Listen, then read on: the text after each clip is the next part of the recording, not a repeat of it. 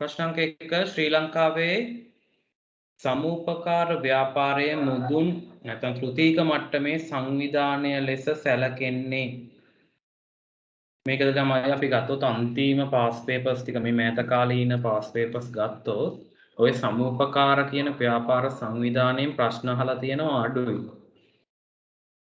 හැබැයි දැන් අර කොරෝනා වසංගතයත් එක්ක සමූපකාර කියන මාතෘකාව වැඩිපුර කතා වුණා. සතොස්ස කතා වුණේ ළමයි. මොකටද අත්‍යවශ්‍ය භාණ්ඩ සේවා උපරිම සිල්ලර මිල යටතේ මිලදී ගන්න හැකියාව අවසානයේට හම්බුනේ සමූපකාරයෙන් නැත්නම් මේ සතොස්ස අලෙවි මධ්‍යස්ථාන හරහා විතරයි. ඔයාලට මතකයි හාල්, සීනි, පරිප්පු, සැමන් අන්න ඔයාලට උපරිම සිල්ලර මිලවල් එනෙවුවා. ඒව එතකොට කඩවල් වල ගන්න නැහැ. ඊට පස්සේ චෝදනාවක් ආවා සීනි උපරිම මිලක් දාලා අවම මේ උපරිම මිල ඒ කියන්නේ උපරිම සිල්ලර මිල යටතේ මිලදී ගන්න හම්බුනේ සතොස්ස විතරයි. එතකොට ඒ ගියත් එක්කෙනෙක්ට 1 කිලෝ එකක් තමයි දුන්නේ. හැබැයි දැන් ඒක වෙනස් කරලා කිලෝ 3ක් දෙනවා එක්කෙනෙක්ට. එතකොට ඒක හින්දා නැවත සමුපකාර කියන කොටස ඇහෙන්න පුළුවන්. නැත්නම් මෑත කාලීනව වැඩි අහලා තිබුණේ නැහැ. නැති ඒකින්ද මේක තත්ත්වයක් එක්ක හින්දා නැවත ඉස්මතු වෙන්න පුළුවන් සමුපකාර. ඒකයි මෙතන සමුපකාර ප්‍රශ්න කීපයක් අරන් තියන්නේ අපි. ඒතකොට ගත්තොත් ශ්‍රී ලංකාවේ සමුපකාර ව්‍යාපාරයේ තෘතීය මට්ටමේ මුදුන් නැත්නම් උඩම මට්ටමේ සංවිධානයේ ලෙස සැලකෙන්නේ ළමයි. ඔකට එන්න ඕන. ඊයද උත්තරේ ගැහුවේ ඔයාලා. එතකොට ඔකට ළමයි එන්න ඕන ශ්‍රී ලංකා ජාතික සමූපකාර මණ්ඩලය. තෘතීය මට්ටමට එන්න ඕන 3. ඒතර සමූපකාර මේවා කරන්න ළමයි සමූපකාර මණ්ඩලයක් පිහිටවලා තියෙනවා. එයා තමයි උඩම මට්ටමේදී කටයුතු කරන්නේ. ඊළඟ අපි යනවා ප්‍රශ්නාංක 2ට. ඒකෙදි සමුපකාර ක්‍රියාවලියේ ඊට පස්සේ ළමයි තියෙන සමුපකාර සමිති තියෙනවා. හරිද? සමුපකාර සමිති එකතු කරලා එතකොට යාළගේ දිස්ත්‍රික් මට්ටම් පළාත් මට්ටම් අන්න ඒ විදිහට සමුපකාර බිහි කරලා තියෙනවා. පරිපාලන ව්‍යුහය. ඊට පස්සේ ජාතික මට්ටමේ තමයි එතකොට අවසාන එක නෙමෙයි ළමයි සමුපකාර මට්ටමේදී උඩම එක. ඊට පස්සේ රාජ්‍ය පැත්තෙන් වෙනම සමුපකාර දෙපාර්තමේන්තු අන්න ඒවා තියෙනවා. ඊළඟ ප්‍රශ්නාංක 2 පෞද්ගලීකරණ ප්‍රතිපත්තියේ අරමුණක් නොවන්නේ. පෞද්ගලීකරණය කියලා ළමයි අපි කතා කරන මේ කාලයේදී පෞද්ගලීකරණයක් අපි මේ කතා කරන්නේ මෑත කාලීනව තියෙන්නේ පූර්ණ වශයෙන් බදු දීමේ ප්‍රතිපත්තියක් තියෙන්නේ. පෞද්ගලීකරණයටත් එහා ගිහිල්ලා එතකොට පෞද්ගලීකරණය කියලා කියන්නේ අපි රාජ්‍යාංශයේ 100%ක් රාජ්‍යාංශයේ අයිතිය යටතේ තියාගෙන ඉන්න ව්‍යාපාර ඒකෙන් 151ක් හෝ ඊට වැඩි අයිතියක් තියාගෙන ඉතුරු ටික පෞද්ගලිකාංශයත් එක්ක කරන එක. ඒතර පූර්ණ පෞද්ගලීකරණය කියලා කියන්නේ 150ට එහායින් පෞද්ගලිකාංශයටත් අයිතිය දරන්න දෙන එක. එතකොට අපි ගත්තොත් 151ක් කියන්නේ බහුතර අයිතියක් රජයේ තියාගෙන කරන එක.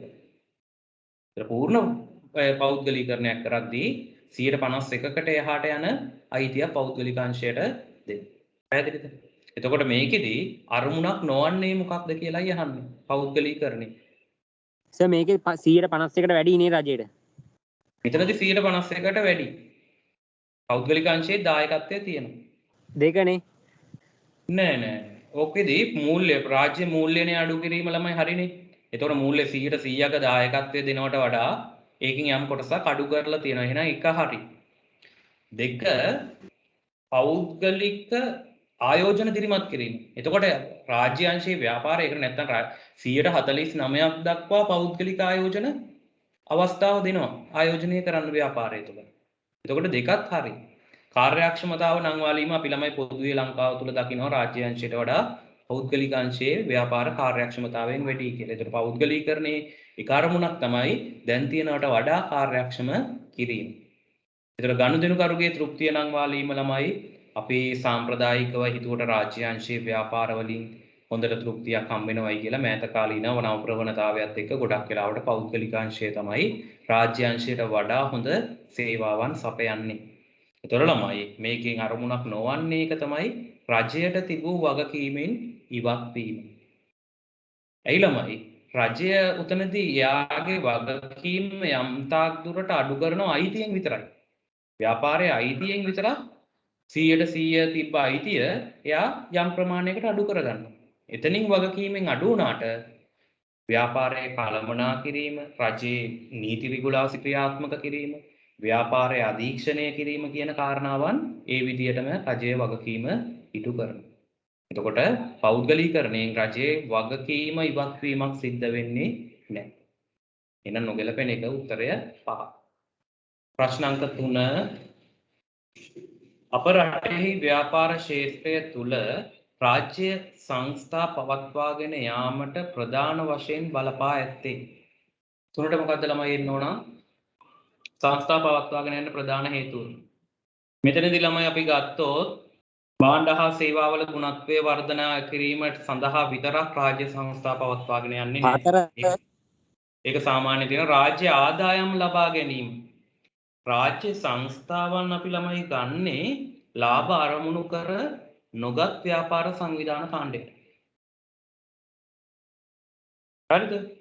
එතකොට ආදායම් ඉපයීම සඳහා පමණක් සංස්ථා පවත්වාගෙන යන්නේ නැහැ. රැකියා සුරක්ෂිතභාවය තහවුරු කිරීම ළමයි ප්‍රධාන අරමුණක් නෙවෙයි. රාජ්‍ය ඒකාධිකාරිය පවත්වා ගොඩනැගීම කොහොමත් රජය බලාපොරොත්තු වෙන්නේ රාජ්‍ය ඒකාධිකාරයක් තියාගන්න. ඒකාධිකාර බිඳින්න තමයි රාජ්‍ය අංශ ව්‍යාපාරවලට මැදිහත් වෙන්නේ. ඔතනදී ළමයි අපිට මෙතනදී උත්තරය ගන්න වෙන්නේ ලාභදායී නොවන ව්‍යාපාර නොවන අත්‍යවශ්‍ය සේවා පවත්වාගෙන යාම සඳහා රාජ්‍ය සංස්ථා පවත්වාගෙන යන්න වෙනවා. හරිද ළමයි? මේ සංස්ථා වලින් යම් ආදායමක් බලාපොරොත්තු වෙනවා රජය. හැබැයි ඒ වුණාට ලංකාව තුල අප රටෙහි කියලා මේක කෙලින්ම තියෙනවා. අප රටෙහි රාජ්‍ය සංස්ථා අත්‍යවශ්‍ය සේවා පවත්වාගෙන යන්නත් පාවිච්චි කරනවා. දැන් අපි ගමුකෝ දීවර සංස්ථාව මේ දැව සංස්ථාව ඔය ඔක්කොම බොහෝ වෙලාවට පාඩු ලැබමින් උනත් පවත්වාගෙන යනවා.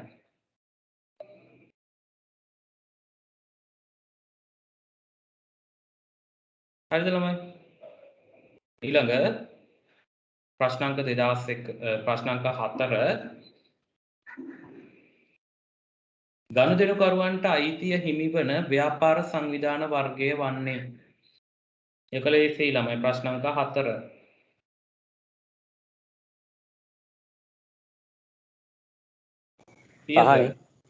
පහ සමූපකාරයයි. ඒවල සමූපකාරී සමාජිකයෝම තමයි ඒ සමූපකාරයේ ගනුදෙනු සිද්ධ කරන්නේ. ප්‍රශ්න අංක 5 රජයේ ඇතැම් දෙපාර්තමේන්තු යටතේ පවතින ව්‍යාපාර රාජ්‍ය සංස්ථා බවට පරිවර්තනය කිරීම කෙරෙහි ඒවායේ සේවකයන් විරුද්ධ වීමට ප්‍රධාන හේතුව ලෙස සැලකිය හැකි වනුයේ. සංස්ථා බවට පත් කරන දෙපාර්තමේන්තුව සංස්ථා බවට පත් කරද්දී ඒකේ සේවකයෝ විරුද්ධ වෙන හේතුව.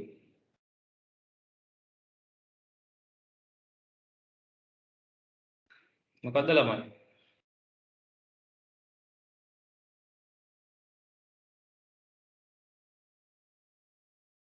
නැද උත්තරයක්?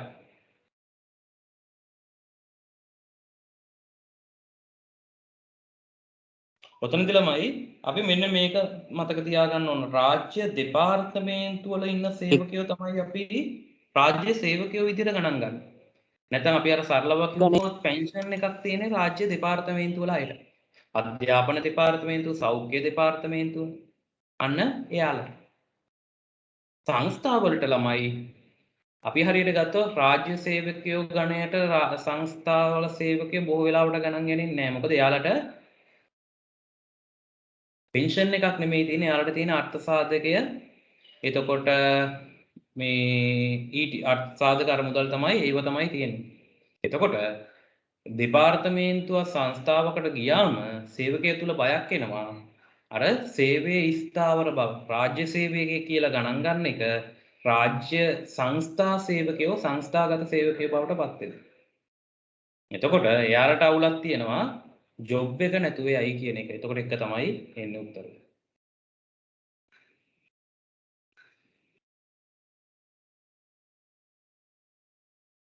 දැන් බලන්න කොයි දෙපාර්තමේන්තුව වල කට්ටියනේ උද්ඝෝෂණය කරන්නේ.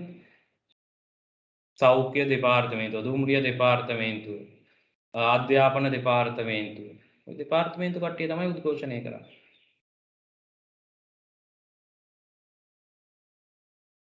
එයාලා දන්නවා එයාලව එලවන්න බැහැ කියලා. ප්‍රශ්න අංක 6. වරලත් ව්‍යාපාරිකයා වරලත් ලාභියාට සාමාන්‍යයෙන් සපයන්නේ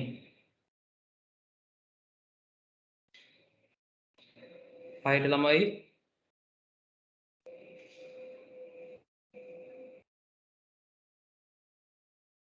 හයට කීය දෙන්න ඕන?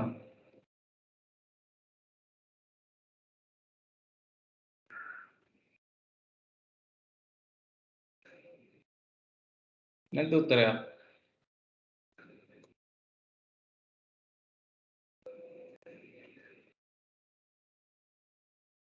මෙතනදී ළමයි හතර නේද? හතර. එතකොට එන්න ඕන 4 එන්න ඕන.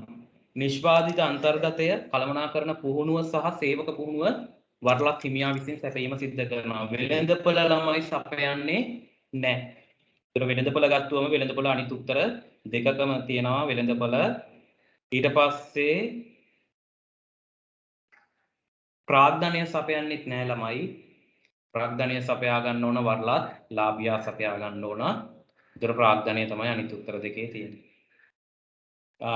මූල්‍ය සහන නැත්තම් මූල්‍ය දිරිගැන්වීම් සැපයීම් කරනවා ළමයි. එයාගේ කඩය ෆිනිෂින් කරගන්න නැත්නම් යම් දේවල් අරගන්න මූල්‍යමය කියන්නේ ණය පහසුකම් සැපයීම සිද්ධ කරනවා. හැබැයි ප්‍රාග්ධනයක් යොදවන්නේ නැහැ. ප්‍රාග්ධනය වරලත් ලාභියා යොදවන්න ඕන.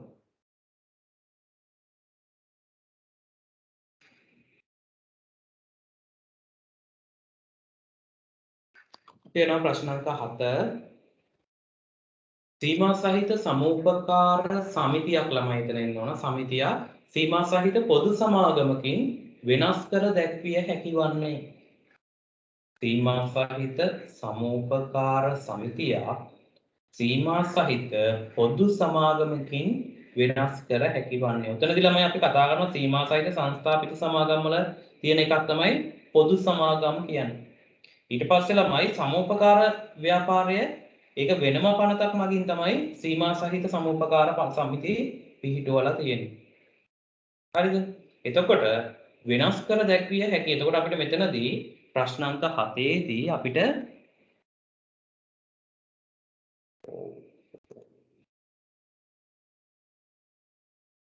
ළමයි වගකීම කියන එක ගණන් ගන්න බෑ. මොකද දෙකේම වගකීම සීමා සහිතයි.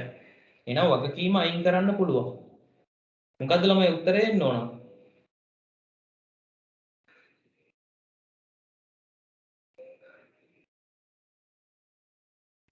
එකද හිමිකාරීත්වයද? නෑ හිමිකාරීත්වයත් පොදු වෙන්නේ ළමයි.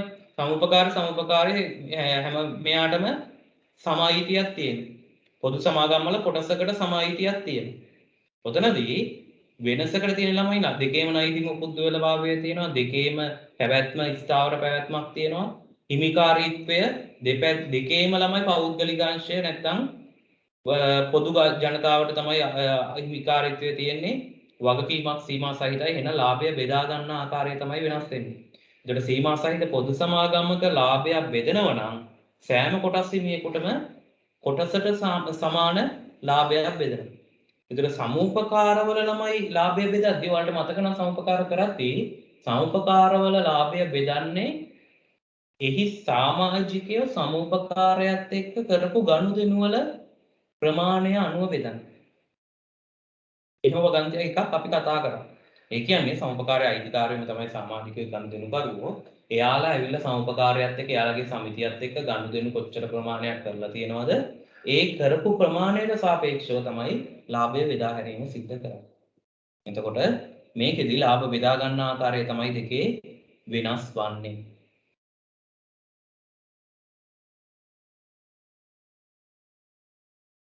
හරිද? අපි යන ප්‍රශ්න අංක 8 වරලත් ලාභියාට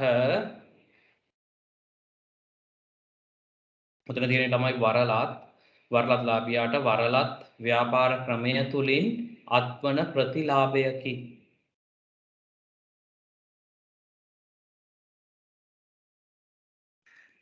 කීයද ළමයි උත්තරේ එන්නේ? 8ට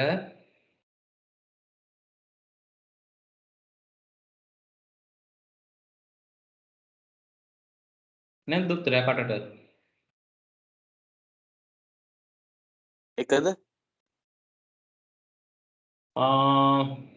එක කියන්න බෑ ළමයි ආරම්භයේදී පමණක් නෙමෙයි යා ව්‍යාපාරය කොපමණ කරන්න බලාපොරොත්තු වෙනවද ඒ සෑම අවස්ථාවකදීම යාට මුදල් ආයෝජනය කරන්න සිද්ධ වෙනවා. පහසුවෙන් වෙළඳපොළ අත්පත් කරගත හැකි වීමනේ දෙකනේ. දෙවැනි එක තමයි යාලට එන්නේ පහසුවෙන් වෙළඳපොළ අත්පත් කරගන්න හැකි වෙන එක. මොකද ළමයි ඒ වරලත් හිමියාගේ නාමය නැත්නම් වරලත් නාමය වෙළඳපොළ තුල යම් තාක් දුරට ප්‍රසිද්ධියක් තියෙනවා එයාලට අලුත් එකක් නෙමෙයි. එතකොට ඒ ව්‍යාපාරයක් කරද්දී අලුතෙන් මේ වරලත්ලාභියෙක් කරන්න යනවා නම් අර වෙළඳපොළ තුල තියෙන සන්නම් නාමයක් නැත්නම් නාමයක් තමයි පාවිච්චි කරන්නේ. එතකොට අර අලුතෙන්ම බ්‍රෑන්ඩ් එකකුත් හදලා අලුතෙන්ම බිස්නස් එකකුත් හදලා දෙකම අලුත් වුණාම වෙළඳපොළ අල්ල ගන්නවට වඩා ව්‍යාපාරය අලුත් වුණාට බ්‍රෑන්ඩ් එක පරණයි. එතකොට ඒක ඉක්මනින් වෙළඳපොළ අල්ල ගන්න හැකියාව තියෙනවා. වරලත් ලාභියාගේ කීර්තිනාමය වැඩි වෙන්නේ නැහැ ළමයි. වරලත් හිමියාගේ කීර්තිනාමය තමයි වැඩි වෙන්නේ. පුරස්කාරයක් ගෙවන එක ප්‍රතිලාභයක් නෙමෙයි. අපි ප්‍රතිලාභයක් විදියට නෙමෙයි පුරස්කාරයක් ගෙවන්න සිද්ධ වෙන එක කියන්නේ. නීති මාලාවකට අනුව කටයුතු කිරීමත් වරලත් ලාභියාට තියෙන ප්‍රතිලාභයක් නෙමෙයි.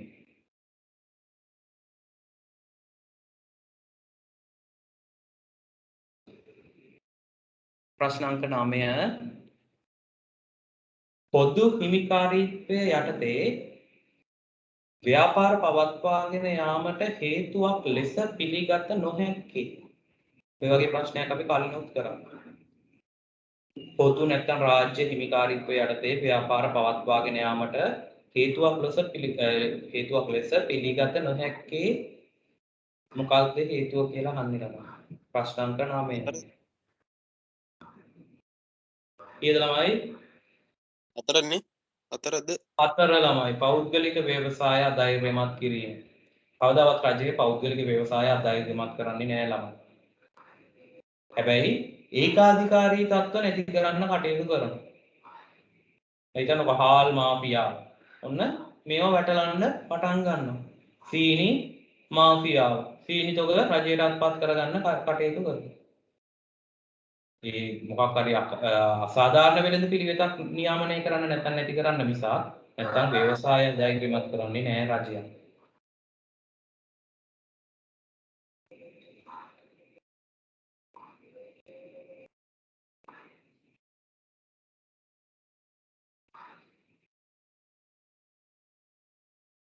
හරිද ළමයි? අපි යනවා ඊළඟ ප්‍රශ්නය ප්‍රශ්න අංක 10. ඒක උත්තර කීයද සර්? 9ට 4.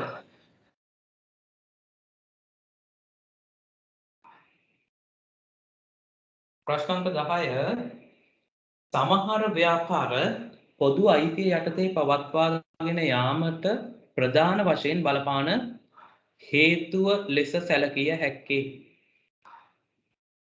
හතරනේ. ප්‍රධාන වශයෙන් බලපාන හේතුව අහන්නේ. ප්‍රධානම හේතුව. ඵලදායිතාවය නම් වාලියවරනේ. නෑ ළමයි. උතනදී රජ්‍ය බලාපොරොත්තු වෙන ඵලදායිතාව වැඩි වර්ධනය කරගත්තොත් සමහරක් ඒවා අපිට පවත්වාගෙන යන්න හැකියාවක් නැහැ. ඵලදායිතාවයේදී අපි කතා කරන රජය යොදවන ප්‍රමාණයට සාපේක්ෂව නිමැවුමක් නැත්නම් යෙදවුමට සාපේක්ෂව ප්‍රතිලාභයක් බලාපොරොත්තු වෙන ඵලදායිතාවය තුළ. ඒතකොට සමහරක් ඒවා අපි දැන් ගත්තොත් අධ්‍යාපනය කියලා රජය යොදවනවා විතරයි. යෙදවුමට සාපේක්ෂව ආදායම රජයට හම්බ වෙනවා අවමයි. සෞඛ්‍ය ක්ෂේත්‍රයේ තේරෙනවා. එතකොට මෙතනදී ප්‍රධානතම හේතුව ළමයි වෙන්නේ සමාජීය වශයෙන් වැදගත් සේවා සපයන. අලාභ ලැබුවත් ව්‍යාපාර ඒ සේවාවන් කරගෙන යන්න. ඒතකොට අපි ගත්තොත් රෝහල් ගත්තොත් සෞඛ්‍ය ක්ෂේත්‍රය ගත්තොත් ළමයි අති දැවැන්ත වියදමක් තියෙනවා. එතකොට අධ්‍යාපනය ගත්තත් අධ්‍යාපනයටත් සෑහෙන වියදමක් කරනවා. ඒවල ප්‍රතිලාභය හම්බෙන්න අවුරුදු ගාණක් යනවා. ක්ෂණිකව නැත්නම් ඊට සරිලන ප්‍රතිලාභයක් හම්බෙන්නේ නැහැ. ඒත් රජය ඒව කරගෙන යනවා.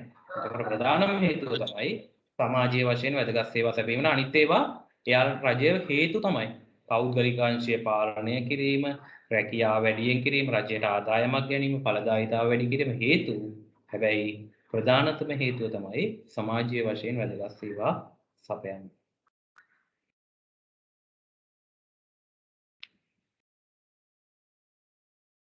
හරිද? අපි යනවා ප්‍රශ්න අංක 11. පෞද්ගලික අංශයට ඇතුළත් නොවන ව්‍යාපාරය කුමක්ද කියලා අහන්නේ.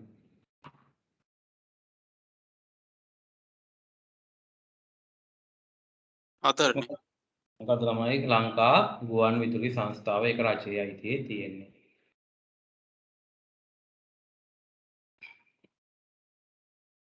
අපි යනවා ඊළඟ ප්‍රශ්න අංක 12. පෞද්ගලීකරණය යනු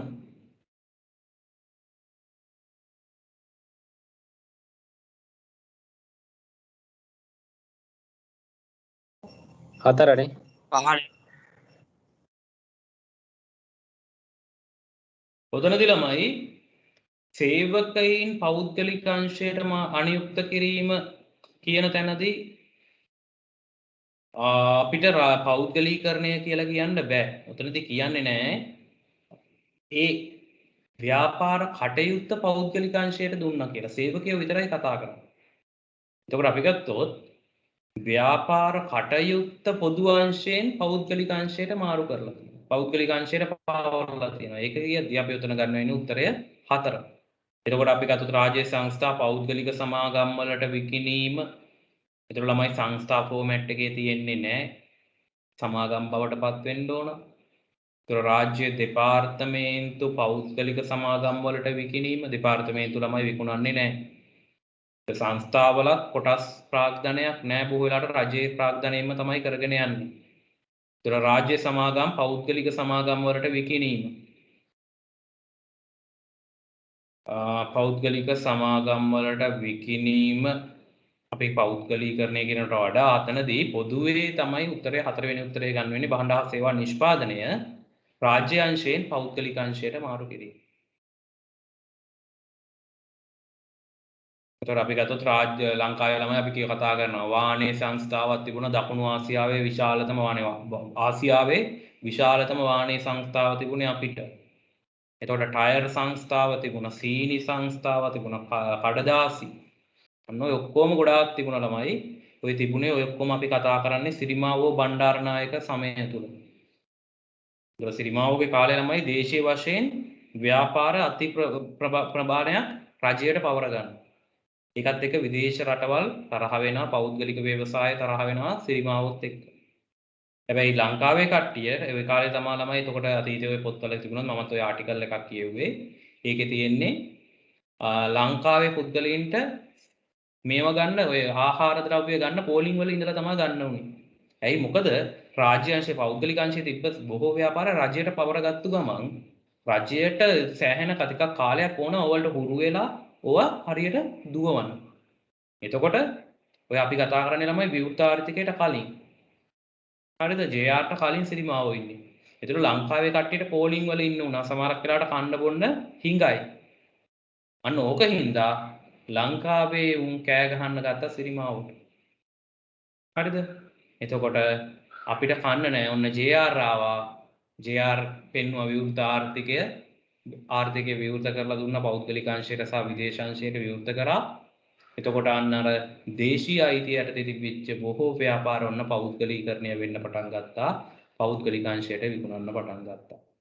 එතකොට පිටින් වාහනේ ගේන්න, පිටින් රබර් ගේන්න, පිටින් සීනි ගේන්න ඔක්කොටම හුරු වුණා දේශීය කර්මාන්ත වැහිලා ගියා. අදටත් මේ ව්‍යාපාර බොහෝමයක් තාමත් වැදිලා ඉන්නවා. යකඩ වලට විකුණන්න තත්ත්වයටපත් වෙලා තියෙනවා. එතකොට ලංකාවේ කට්ටිය කියලා මම අර කියනනේ කුම්භ ලග්නේ ඉන්නේ ලංකාවේ ලග්නය කුම්භල්. හරිද? කුම්භ කියලා කියපු ගාම එන්නේ ඔන්න නිකං කකා විබී ඉන්න කැමති කට්ටියක් කියන එක. එහෙම තමයි ලංකාවේ ඥානගත වෙලා තියෙන්නේ. මහන්සි වෙලා කට්ටක් කාලා දියුණු වෙන්න මේ නිකං ගෙනල්ලා දෙන එක කාලා බීලා නිදා ගන්න. ඔක බලන්නකෝ ඒක ආටිකල් එකක් දැක්කම Facebook එකේ ඔය ජපානේද චීනයේ අමාත්‍ය මණ්ඩලයේ කිහිප දෙනෙක් සහ ලංකාවේ අමාත්‍යවරු. චීනයේ උන්ගේ බඩක් නෑ ළමයි. තනිකර හීනියේ උන්. ලංකාවේ උන්ගේ ඇඟ මහත නෑ හැබැයි බඩ තියෙනවා 10 දෙනෙක්ට හරියන්න. අන්න නිකන් කකා බිබී ඉන්න જાතියේ කට්ටිය තමයි. හරිද ළමයි? එතකොට පෞද්ගලීකරණය අපි යනවා ප්‍රශ්න අංක 3. මොකද්ද? සර් වගේ. අපි ඉතින් සර් වැඩක් වගේ කරනවානේ. අපි හෙව්වොත් අපි හම්බ කරොත් අපි කනවා. හරිද? අර නෑ හම්බ කරන්න දෙයක් නෑ නිකන් කන්න බොන්න හම්බ වෙනවනේ. ප්‍රශ්න අංක 13 හිමිකාරීත්වයේ අනුව ව්‍යාපාර සංවිධාන වර්ගීකරණය කිරීමේදී සමෝපකාර ව්‍යාපාරය අයත් වන්නේ කිස්තැනක් සංවිධාන ගණයටය. රාජ්‍යංශයෙන්. රාජ්‍යංශයෙන්. සමෝපකාර රාජ්‍යංශය නෙමෙයි. සමෝපකාර පෞද්ගලික අයිතිය. පුද්ගලිකංශයෙන්. පෞද්ගලික සංවිධාන නැත්නම් පෞද්ගලික අංශයේ සංවිධාන ගණයට. සමුපකාර වලට රජයේ ආධාර තියෙනවා. හැබැයි සමුපකාර වල අයිතිය රජයේ නෙමෙයි තියෙන්නේ. සමුපකාර සමිතියේ සමාජිකයින්ගේ අයිතිය යටතේ තමයි තියෙන සමුපකාර. පෞද්ගලික අංශයේ ලාභ අරමුණු කර නොගත් ව්‍යාපාර සංවිධාන. ප්‍රශ්න අංක 14 පහත සඳහන් ප්‍රකාශයේ සත්‍ය අසත්‍යතාව දක්වන්නලු. පළවෙනි එකක් තියෙනවා ළමයි ප්‍රකාශයක් වරලත් ව්‍යාපාරයකට අවශ්‍ය ප්‍රාග්ධනය සපයන්නේ වරලත් හිමියා විසින්ය. මේක අපි තව විනාඩියකට කලින් කතා කරා. ටිකකට කලින් කතා කරා මේක. මේ ප්‍රකාශයේ සත්‍යද අසත්‍යද ළමයි? සත්‍යයි. අසත්‍යයි. වරලත් හිමියා සපයන්නේ නැහැ ප්‍රාග්ධනය. වරලත් ලාභියා සපයා ගන්න ඕන. ප්‍රශ්න අංක 15 ශ්‍රී ලංකාවේ සමූපකාර සමිති වල සේවකයන්ගේ සේවා ගැටළු සම්බන්ධයෙන් කටයුතු කරන ආයතනය වනුයේ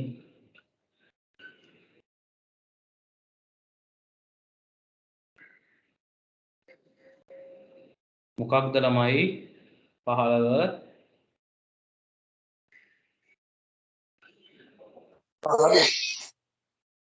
කීයද?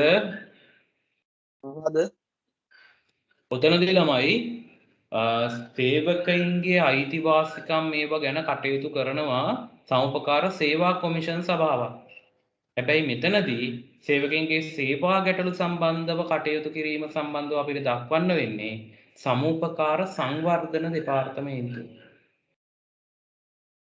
සමුපකාර සංවර්ධන දෙපාර්තමේන්තුව හරහා තමයි සේවකයින්ගේ ගැටළු සම්බන්ධයෙන් කටයුතු කිරීම සිද්ධ කරන්නේ.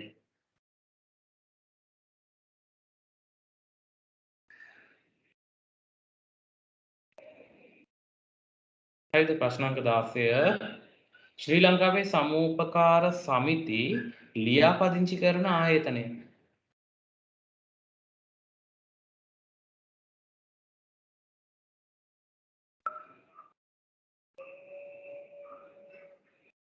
කොහෙද ළමයි ලියාපදිංචි කරන්නේ?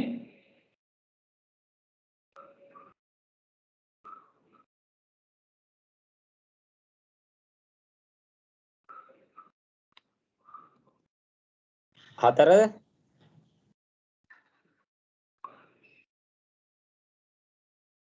සමුපකාර ලියාපදිංචිය ළමයි. තුනනේ. ඔතනදී මේකේ උත්තරේ දීලා තියෙන්නේ වෙන එකක්. මේ කලින් සිලබස් එකේ හින්දා ළමයි.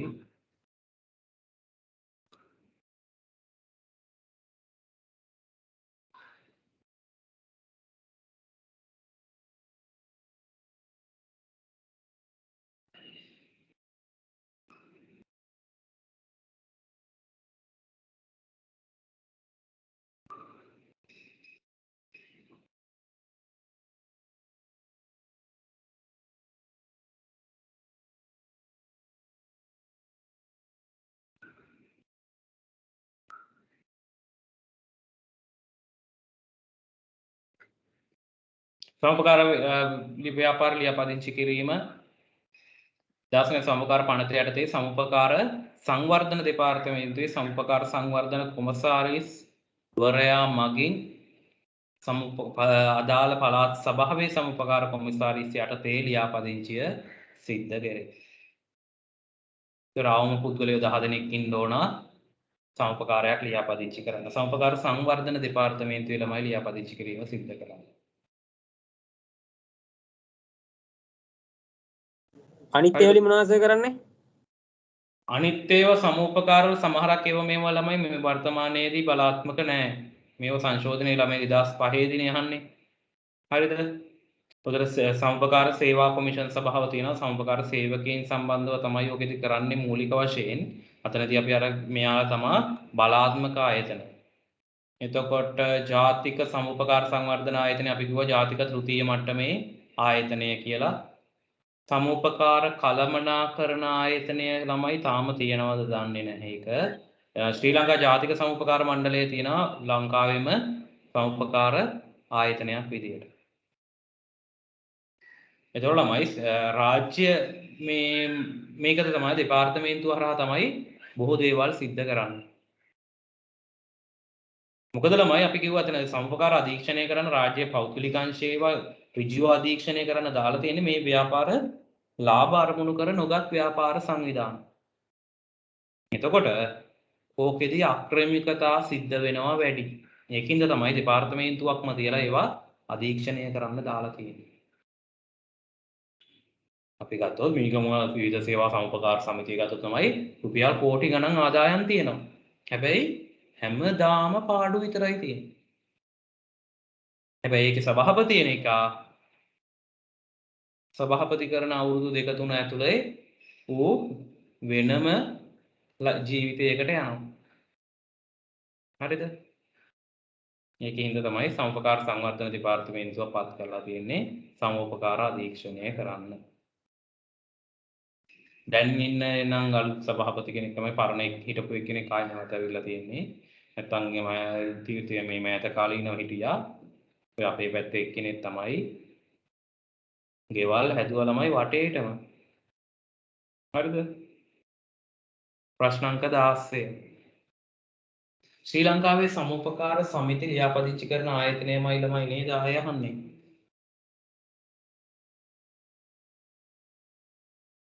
ලියාපදිංචි කරන ආයතන 16 තමයි අපි කිව්වේ.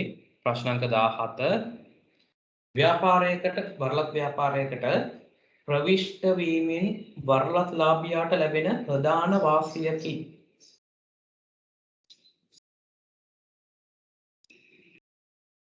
වරලත් ලාභියෙක්ට හම්බෙන වාසිය තමයි අහන්නේ.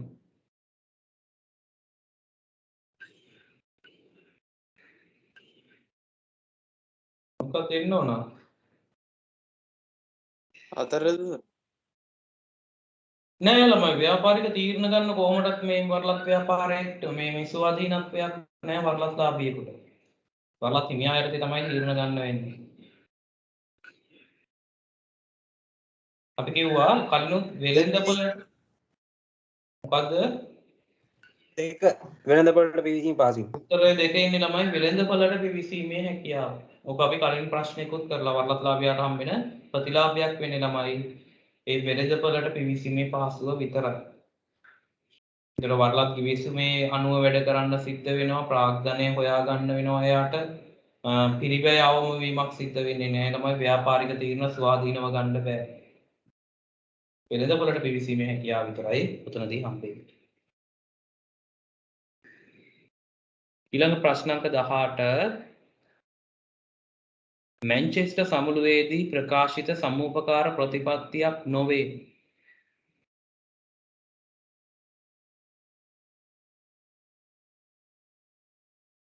මොකක්ද ළමයි උත්තරේ? 18ට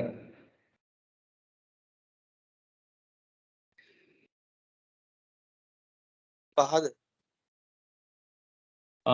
සමුපකාර අධ්‍යාපනය ළමයි සමුපකාර ප්‍රතිපත්තිවල තියෙන එක. ඔතනදී ගත්තොත් සමාජය පිළිබඳ සැලකිලිමත් වීම සමාජිකයන්ගේ නිදහස් සහ සුවෛරී පාලනය යට තියෙනවා විවෘත සමාජිකත්වය. ඒකත් ප්‍රතිපත්තිවල තියෙන. ඔතනදී ළමයි සමුපකාරවල ප්‍රතිපත්තියේ තියෙනවා කොපමණ කොටස් ප්‍රමාණයක් සමුපකාරයෙන් ගත්තා හම්බෙන්නේ එක ඡන්ද බලයයි කියන. එතන මෙතනදී කියනවා සමාජිකින්ගේ ඡන්ද බලය මිලදීගත් කොටස් ප්‍රමාණය අනුව තීරණය වෙනවයි කියලා. එහෙම එකක් නෑ ළමයි. එක කොටසක් ගත්තත් එයාට එක ඡන්දයයි තියෙන්නේ. කොටස් 1000ක් ගත්තත් එයාට එක ඡන්දයයි තියෙන්නේ. ඒක සමුපකාර ක්‍රමයේ තියෙන ලක්ෂණය. ඒතර උත්තරය වෙන්න ඕන 2. අපි සමාගමක ගත්තොත් කොටස් 1000ක් ගත්තොත් ඡන්ද 1000ක් තියෙනවනේ. හැබැයි සමුපකාරක එහෙම නැහැ. සමුපකාරක එකක් ගත්තත් එක ඡන්දයයි 1000ක් ගත්තත් එක ඡන්දයයි.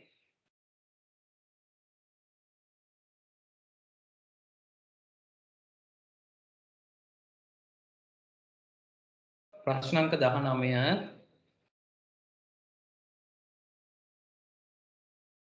වරලත් ව්‍යාපාරයක් ආරම්භ කළ හැකි මූලික ක්‍රම දෙකක් ලියන්න. අපි කතා කරලා ළමයි අර වරලත් ක්‍රමය වරලත් ව්‍යාපාරය ඇතුලේ තියෙන ෆෝමැට් තුනක් කතා කරනවා. තුනෙන් දෙකක් ලියන්න කියලායි තියෙන්නේ. මොනවද ළමයි තුන?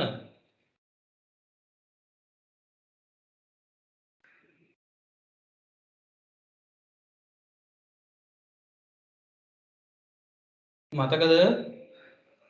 වරලත් ව්‍යාපාරවල ඇතුලේ තියෙනවා ළමයි නිෂ්පාදිත වරලත් ව්‍යාපාර නැත්නම් නිෂ්පාදිතය සඳහා වූ වරලත් ව්‍යාපාර,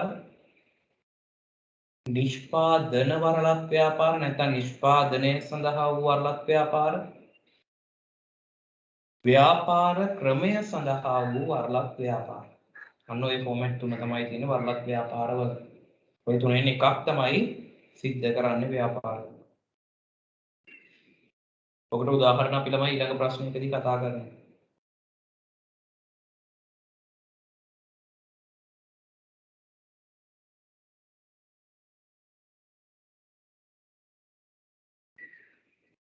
හරිද? අපි යනවා ඊළඟ ප්‍රශ්නයට. අන්තිමේ මොකද්ද? නිෂ්පාදන ව්‍යාපාර ක්‍රමය සඳහා වූ වරලත් ව්‍යාපාර.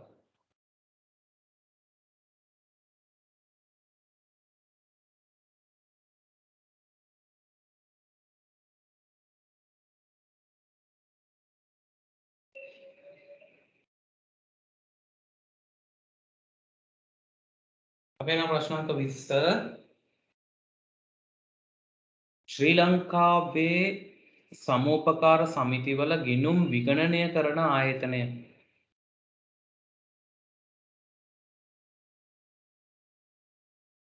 අපි කිව්වා ළමයි සමෝපකාර සංවර්ධන දෙපාර්තමේන්තුව තමයි බොහෝ අවස්ථාවලදී මැදිහත් වෙන්නේ. විගණන කටයුතු සිද්ධ කරන්නේ සමෝපකාර සංවර්ධන දෙපාර්තමේන්තුවමයි.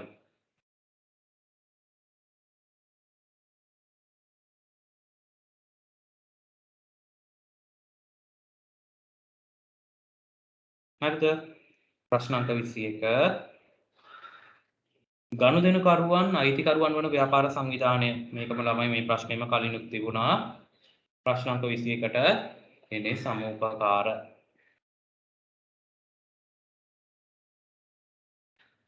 ප්‍රශ්න අංක 22 පොදු අංශයේ ව්‍යාපාර සංවිධානයකි.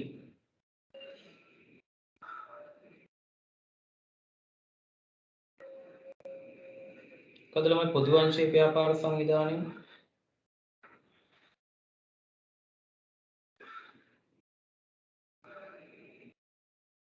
රාජ්‍ය සමාගම්.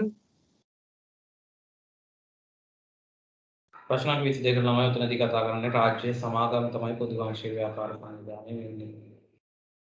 සීමා සහිත පොදුවේ සර් මේ සාමාන්‍ය පොදුවේ දෙකම තියෙනවානේ. ඒකේ බහුතර අයිතියක් 51ක් හෝ ඊට වඩා වැඩි අයිතියක් තියෙන්නේ රාජ්‍ය අයිතිය යටතේ. සීමා සහිත එකේ සීමා සහිත රාජ්‍ය සමාගම් තමයි. සීමා සහිත පොදු සමාගම්මයි මේ. සීමා සහිත සංස්ථාවිත සමාගමක්මයි. ඒකේ අයිතිය අනුව තමයි ඒක රාජ්‍ය සමාගමද පොදු සමාගම් කියලා කියන්නේ. එතකොට ළමයි අපිට කියන්න බෑ සීමා සහිත පොදු සමාගම් විතරයි රාජ්‍ය සමාගම් ඇතුලේ තියෙන කියලා ළමයි. සීමා සහිත පෞද්ගලික සමාගමුත් තියෙනවා රාජ්‍ය අයිතිය යටතේ. අපි කතා කරන්නේ ශ්‍රී ලංකා පුද්ගලික විදුලි සමාගම කියලා කතා කරන්නේ. ඔය ගල්කන්දන්තියේ තියෙන ඔෆිස් එක. අන්න ඒක ළමයි රාජ්‍ය මේ ශ්‍රී ලංකා රාජ්‍යයේ ආයතන 3ක හෝ 4ක අයිතියක් යටතේ තමයි ඒ විදුලි පුද්ගලික සමාගම කරගෙන යන්නේ. රාජ්‍ය අංශයේ ආයතන 4ක සමායි අයිතිය මේ පුද්ගලික එයාලගේ මේ කොටස් දායකත්වයෙන් තමයි මේ සමාගම කරගෙන යන්නේ.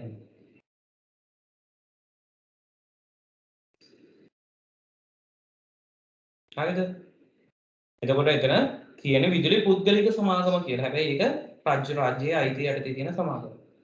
එතන ෆෝමැට් එක තමයි පුද්ගලිකද පොදුද කියන එක. අයිතිය අනුව තමයි රාජ්‍ය සමාගමක්ද නැත්නම් පෞද්ගලික අංශයේ සමාගමක්ද කියන එක තීරණය වෙන්නේ.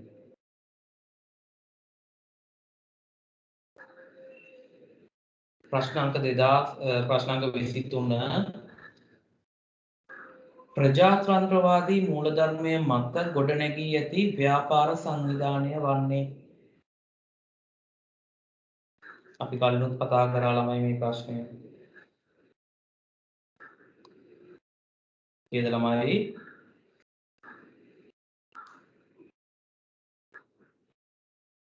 සමෝපකාර සමෝපකාර තමයි ප්‍රජාතන්ත්‍රවාදී මූලධර්මය කියලා කතා කරන්නේ.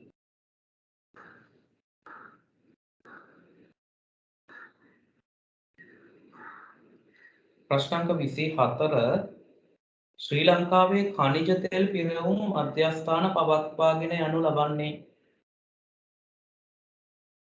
මෙන්න මේ ව්‍යාපාර විදියටලු. මොන වරලක් ව්‍යාපාරයක්ද ළමයි ඛනිජ තෙල්?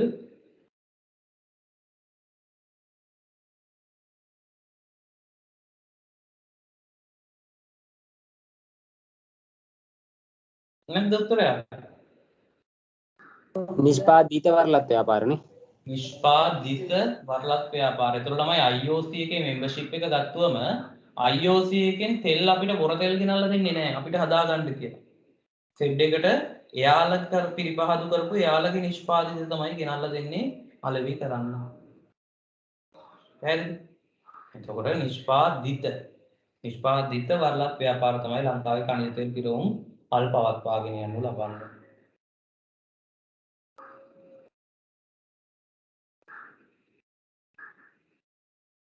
ඊළඟ ප්‍රශ්න අංක 25 එකම ස්වරූපයේ ව්‍යාපාර කටයුතු වල යෙදී සිටින සමාගම් දෙකක් හෝ කිහිපයක් ඒකාබද්ධ වීම. තිරස් සංයෝජනනේ. තිරස් සංයෝජනයයි. මේ දෙක පොඩ්ඩක් කියලා දෙන්නකෝ තිරස් සංයෝජනේ ව්‍යාපාර සංයෝජන ටික පොඩ්ඩක්. ඕකලමයි අහලා තිබුණා 2019 ප්‍රශ්නයක් තිබුණා 19 හෝ 20 ඒකේ අපි කතා කරපු නැති කොටසකුත් තිබුණා. ඒක මම මේ ප්‍රශ්න පත්‍රය කතා කරද්දී කියනනම් තිරස් කියන්නේ ළමයි තිරස් කියන්නේ හරහටනේ. තිරස් කියන්නේ කෙලින් අතට. හරිද? අපි උතන තිරස් කියලා කියන්නේ අපි හිතමුකෝ මෙතන බේකරි කීපයක් තියෙනවා එක ගමක. හරිද? මෙතන ලොකු බේකරියක් තියෙනවා. තව පොඩි බේකරි හිමියක් මේ බේකර් දෙකකුත් තියෙනවා. අර ලොකු එක්කෙනාට ඕන මගේ ව්‍යාපාරයේ විතරක් මගේ බේකරියේ විතරක් මේ ගමේ තියන්නේ. හරිද? එයාට ව්‍යාපාර ධර්මානුකූල නැත්නම් නීත්‍යානුකූලව කරන්න පුළුවන් ඒ අර දෙක ඕනනම් පාතාලේ දාලා අර මේව දෙක කුඩු බට්ටම් කරලා දාලා අරුට මේ තර්ජනය කරලා ඒ දෙක වහන්න පුළුවන්. එහෙම කරන්නේ නැතුව සදාචාරව ව්‍යාපාර ධර්මානුකූලව කරන්න පුළුවන් ළමයි යාට අර බේකරි දෙක මිලදී ගන්න. හරිද? ඒ බේකරි දෙක මිලදී අරන් එක්කෝ ඒ බේකරි දෙකේ කටයුතු කරනවා අපේ නැත්නම් මේ දෙක මිලදී අරගෙන මේ දෙක අයින් කරලා දානවා. මගේ ව්‍යාපාරය විතරක් තියාගන්න. එතකොට ළමයි මම අර බේකරි දෙකක් තම බේකරිම දෙකක් තමයි මගේ ව්‍යාපාරයට එකතු කර ගන්න. එතකොට සම මට්ටමේ ව්‍යාපාර එකතු වෙන එක අපි කියනවා හරහට තිරස් අතට. තිරස් සංයෝජනයක් කියනවා. තිරස් සංයෝජනය කියන්නේ ළමයි එකම නිෂ්පාදන දාමයක ව්‍යාපාර අවස්ථා කිහිපයක් එකතු වීම. ඒ කියන්නේ දැන් මෙහෙම හිතන්නකෝ ලංකාවේ තිරිඟු පිටි හදන්නේ නැහැ. ඒතකොට තිරිඟු පිටි ලංකාවට ආනයනය කරනවා. ඒකට ආනයනය කරන සමාගම් තියෙනවා. පැහැදිලිද? එතකොට තිරිඟු පිටි යාලා ගෙන්නනවා. එතකොට ওই තිරිඟු පිටි බෙදා හරින ආයතනක් තියෙනවා වෙනවා. ඊට පස්සේ ඕවා තමයි ආයේ පෝරණයට ගේන්නේ. පෝරණය ඕව කරලා පාරිභෝගිකයට ගොඩක් වෙලාවට පෝරණය විකුණනවා අඩුයි. එයාලා කරන්නේ ඒක කඩවල් වලට දානවා. අන්න ඕක තමයි නිෂ්පාදන දාමයක් කියන්නේ. අමුද්‍රව්‍ය අවසාන නිමි ද්‍රව්‍ය දක්වාපත් වෙන විවිධ ව්‍යාපාර අවස්ථාවක්. පෙළකට තමයි අපි නිෂ්පාදන දාමයක් කියලා කියන්නේ. එතකොට ඔය නිෂ්පාදන දාමේ තියෙන ව්‍යාපාර අවස්ථා කිහිපයක් එකතු වීම තමයි අපි සිරස් සංයෝජනය කියලා කියන්නේ. දැන් මෙහෙම හිතන්නකෝ. දැන් මම බේකරියක් කරනවා. මට වැඩි ලාභයක් ලබා ගැනීම සඳහා මම කරන්නේ අර තිරිඟු පිටි බෙදා හරින ආයතනයක් මගේ එක්ක එකතු කරගන්නවා. ඒ වගේම තිරිඟු පිටි ආනයනය කරන සමාගමකුත් මාත් එක්ක එකතු කරගන්නවා. එතකොට තිරිඟු පිටි ආනයනය බෙදා හැරීම නිෂ්පාදනය බවට පත් කිරීම. ඕනි නම් අර විකුණන කඩ කිහිපයක් නැත්නම් කඩේකුත් මම මිලදී ගන්නවා. එතකොට ළමයි අර ව්‍යාපාර අපි ගත්තොත් අවස්ථා හතරක් තනි ව්‍යාපාරයක් බවට එකතු කරගෙන යනවා. අන්න ඒකට තමයි අපි ස්ථිරස් සංයෝජනය කියලා කියන්නේ. හරිද? හරි සර් තේරුණා. thank you. ඔතන විෂම සංයෝජනය කියලා තියෙනවා. විෂම සංයෝජනය කියලා කියන්නේ කොහෙවත් නැති සම්බන්ධයක් නැති ව්‍යාපාර එකට සම්බන්ධ වීම. එකට මිලදී ගන්න එක. අපි කියන්නේ ඔය නවලෝක මේ සමූහ ව්‍යාපාරය කියලා බලන්නකෝ. එයාලා හොස්පිටලුත් කරනවා, ලී මෝලුත් කරනවා, තව ඒවා කරනවා. ඉතින් දැන් අපි හිතුවොත් පෝරණ හිමියෙක් ඉන්නවා. ඔක හොඳට ඔක්කොම කරගෙන ව්‍යාපාරය හොඳට යද්දී මේක කරන්නේ තව සුවර්ණාභරණ කඩයක් මිලදී ගන්නවා. නැත්නම් තමන්ගේ ව්‍යාපාරය යටතට සුවර්ණාභරණ කඩයක් කරනවා. දැන් අපි උදාහරණයක් ගත්තොත් ඔයාලා අහලා ඇති ළමයි තෝර බීඩි. හරිද? තෝර බීඩි අපේ පිටිවල තියෙන්නේ මේ මිනිස්යාගේ ඔය ප්‍රවෘත්තිවලත් ගියා එක කාලයක මේ දැන් මාස කිහිපයකට කලින් හොරු කඩන ඔය අක්කර 50 පැත්තේ තමයි මං හිතන්නේ ගෙවල් හදලා තියෙන්නේ. හරිද? එයාගේ මේ බීඩි බෙන අයියා කියලා කියන්නේ හුඳ පිටිබන. එතකොට බීඩි ජෙරාඩ්ගේ තෝර බීඩි අයිතියේ කාර්යයේ අයිතික ඔය ඔඩීලියා කියලා තියෙන්නේ තමයි. අන්න ඒවා මෙයාගේ. එතකොට මෙයාගේ මුල්ම අවස්ථාව තමයි තෝර බීඩි. ඊට පස්සේ මෙයා පටන් ගන්නවා තෝර බීඩි අධිපති කියලා කොහොමද කැතයින් ළමයි. එතකොට මෙයාගේ කීර්ති නාමය මේව කරගන්න මෙයා කරන්නේ අර ප්‍රදේශවල ඔඩීලියා කියලා කෑම කඩ පටන් ගත්තා. ඒ වගේම මීගමුවේ මෙයාට තියෙනවා ස්වර්ණාභරණ කඩයක්. ඒ වගේම ඔඩීලියා හෝම්ස් කියලා සහ ඔඩීලියා ඔය මේ ඉඩම් විකුණන ළමයි. ඔතනදී අතන වයි හන්දියට කලින් වයි හන්දියට මේ මීගම පැත්තේ ඉඳන් වයි හන්දියට යද්දී වයි හන්දියට ටිකක් කලින් දකුණු අත පැත්තේ තියෙනවා නිවාස කීපයක්. නිවාස ගණනාවක් තියෙනවා හදලා විකුණන්න දාලා තියෙනවා. මම හිතන්නේ දැන් විකුණලා කොහොමද නැහැ. ඒ එක ඔඩීලියා එකෙන් කරන්නේ ඔඩීලියා හෝම්ස් කියලා තියෙනවා. ඒ වගේම කටුව පිටියේ පල්ලිය ගාව විකුණනවා ඉඩමක්. දැන් විකුණලා ඉවර ඇති ඒකත් කරන්නේ ඔඩීලියා. ඒතකොට ළමයි අරයාගේ මුල් නිෂ්පාදනය බීඩි. හැබැයි දැන් කරන්නේ වෙන ඒවා. එතකොට අපි හිතුවොත් ඒ සමාගම් මෙයා මිලදී අරගෙන තියනවායි කියලා. එතකොට බීඩි වලට කිසිම සම්බන්ධයක් නැහැ ඉඩම් විකුණන එකවත් ගෙවල් විකුණන එකවත්. අන්න ඒ වගේ ඒවා එකතු කරගන්න එක තමයි අපි විෂම සංයෝජනයක් කියලා කියන්නේ.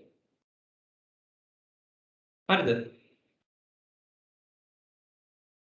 අපි යනවා එතනදී ළමයි තව ඒකම කියනවා මම සිරස් සංයෝජනය කියලා. ඒ සිරස් සංයෝජනයේ අවස්ථාවක් කීපයක් තියෙනවා. ඉහළ ඉඳන් එන එකකුයි පහළ එකකුයි ඒක මම අර ප්‍රශ්නය කරද්දී ඒකේ උදාහරණයක් එක්ක මම කියන්නේ. 2019 මට මතක ඇටියට තිබුණේ ප්‍රශ්න. ඊළඟ ප්‍රශ්න අංක 26 වර්ලත් හිමියාගේ වෙළඳ ලකුණ යටතේ බහන්ට නිපදවා බෙදා හැරීමේ අයිතිය වර්ලත්ලාභියාට හිමිවන ව්‍යාපාර හිස්තැනක් හැඳින්වේලු.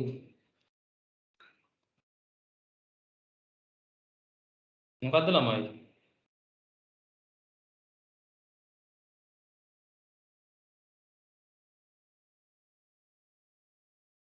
නැත්ද උත්තරයක්? 26ට මෙතනදී කියන්නේ වෙළඳ ලකුණ යටතේ බහන්ඩ නිෂ්පාදනය කරලා බෙදා හරින්න අවස්ථාව හම්බෙන එක. ඒතකොට ළමයි මේකෙදි කියන්නේ නිපදවනවා කියන්නේ නිෂ්පාදනය කරනවා. එහෙනම් නිෂ්පාදනය සඳහා වර්ලත් ගිවිසුමක් විවෘත කරලා තියෙනවා. එහෙනම් එවැනි ව්‍යාපාර අපි හඳුන්වනවා නිෂ්පාදන වරලත් ව්‍යාපාර කියලා. නිෂ්පාදන වරලත් ව්‍යාපාර ලෙස හැඳින්වේ.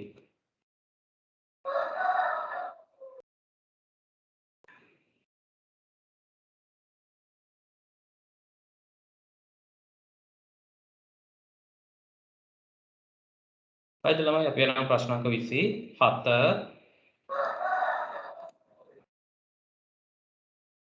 පාද සඳහන් ප්‍රකාශ අතුරින් නිවැරදි ප්‍රකාශය තෝරන්න. ඉර කරපු නේද මේක? මොකද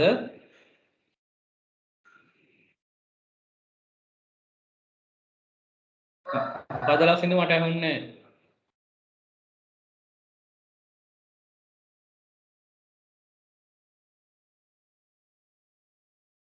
අද මේක ඉවර කරනවානේ. ඒ පාද කරනවා අද මේක ඉවර කරනවානේ පේපරේ. කරමු. හරිද ප්‍රශ්නාංක 27 පහත සඳහන් ප්‍රකාශ අතුරින් කරමු. නිවැරදි ප්‍රකාශය තෝරන්න කියලායි අහන්නේ 27ට කීයද ළමයි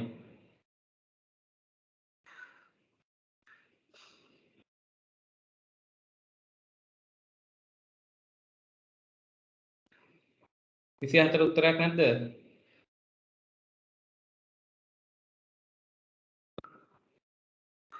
හතරද 27ට 4 ළමයි අපෙන් සීමිත සමාගම් වල සමාජිකයින්ට ලාභාංශ ගෙවීමක් සිදු නොකරයි. අපි කිව්වා අපෙන් සීමිත සමාගමක් විදිහට තියෙනවා ලංකාවේ කොටස්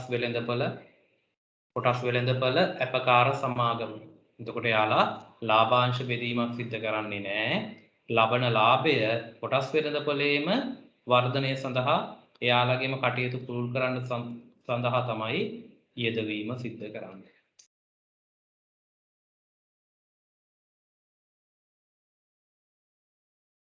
හරි ළමයි අපි ඔයාලා ටයිම් ටේබල් එක හම්බෙන්නේ නැති ටයිම් ටේබල් එක වෙනස් කරලා තියෙන්නේ දැන් මේන් සබ්ජෙක්ට් තුනට පැය දෙක දෙක දාලා තියෙනවා මේන් සබ්ජෙක්ට් තුනට පැය දෙක දෙක පැය 6ක් දාලා තියෙනවා ඒ වගේම දවස් දෙකකට කරලා තියෙනවා සඳුදා සහ බදාදා විතරයි සිකුරාදා ඔයාලගෙන් අයින් කරලා තියෙනවා සිකුරාදා දවස් අපි 12 අයට දීලා තියෙනවා එයාලට දවස් 3ක් වෙන්න හරිද කලින් තිබ්බ අපි 12 ලට දවස් දෙකක් කරා ඔයාලට දවස් 3ක් කරා දැන් ඔයාලගේ සිලබස් අපි බොහෝ වෙලාවට කරලා ඉවරයි ඒ වගේම 12 වසර අයගේ කරන්න ඕන ප්‍රමාණයවත් තාම කරලා නැහැ ඒකින්ද එයාලට අපි දවස් 3 දීලා ඔයාලට දවස් දෙකක් දීලා තියෙනවා හරිද ඊළඟ ප්‍රශ්නාංක 28 ළමයි වරලක් හිමියාගේ වෙළඳ ලකුණ යටතේ භාණ්ඩ මිලදීගෙන බෙදා හැරීමේ අයිතිය වරලක් ලාභියාට පවරන ව්‍යාපාර ස්ථනක් ලෙස හැඳින්වේලු නිෂ්පාදන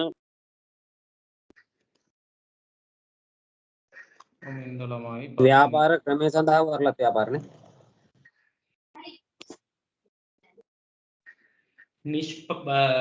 වෙළඳ යකුණ යටතේ භාණ්ඩ මිලදීගෙන බෙදා හැරීමේ අයිතිය පවරාගෙන මේ කරන ව්‍යාපාර ළමයි. නිෂ්පාදන නම් එයාලා භාණ්ඩය නිෂ්පාදනය කරන්න ඕන. හරිද? ව්‍යාපාර ක්‍රමය කියද්දි ළමයි මුළු ඔක්කොම නිෂ්පාදිතය නිෂ්පාදනය බෙදා හැරීම ඔය ඔක්කොම ව්‍යාපාරයේ සමස්තම එකට තමයි ව්‍යාපාර ක්‍රමය සඳහා කියලා කියන්නේ. මෙතනදී කතා කරන්නේ නිෂ්පාදිතයක් මිලදී අරගෙන බෙදා හැරීම සිද්ධ කරන්න. හරියට තෙල් වගේ. තෙල් අපි යාළගෙන් මිලදී අරගෙන බෙදා හැරීම සිද්ධ කරනවා. එහෙනම් මෙයා ඉන්නේ නිෂ්පාදිත වරලත් ව්‍යාපාරකට. සර් ව්‍යාපාර ක්‍රමය සඳහා උකට උදාහරණ කියන්න ඕන. මෙතනදී කියනෝනේ ළමයි ව්‍යාපාර වෙළඳ ලකුණ යටතේ භාණ්ඩ මිලදී අරගෙන. ඒ කියන්නේ වරලත් වෙළඳ ලකුණ යටතේ භාණ්ඩයි මිලදී ගන්නෙ. පිට ඒව වෙන ගන්න බෑ. හරිද? මේකෙදි කියලා නෑ භාණ්ඩ හදනවයි කියලා. අපි ඕක කතා කරන උදාහරණත් එක්ක ළමයි වරලත් එතකොට ඔයාලට හොඳටම තේරෙනවා වරලත් ක්‍රමය සඳහා ව්‍යාපාර කියන්නේ මොනවද කියලා. හරිද? මෙතනදී මෙයා භාණ්ඩය හදන්නේ නෑ. වරලත් වෙළඳ ලකුණ යටතේ තියෙන භාණ්ඩ තමයි මිලදී අරගෙන බෙදා හැරීම සිද්ධ කරන්නේ. ඒතර IOC එකෙන් IOC එකේ තෙල් මිලදී අරන් ඒවා විකුණනවා වගේ වැඩක්. හරිද? මම ඒක ඔකේ තියෙනවා මේ ලියන ප්‍රශ්නයකදී තියෙනකොට උදාහරණ දක්වන්න කියලා. ඒකෙදි මම කියන්නේ.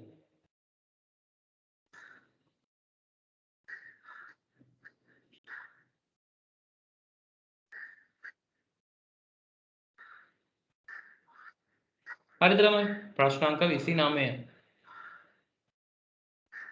ලියන ප්‍රශ්න ළමයි ඔයාලගේ පේපර් එක ඇති මම උත්තරයට මාරු කරනවා ස්ක්‍රීන් එක.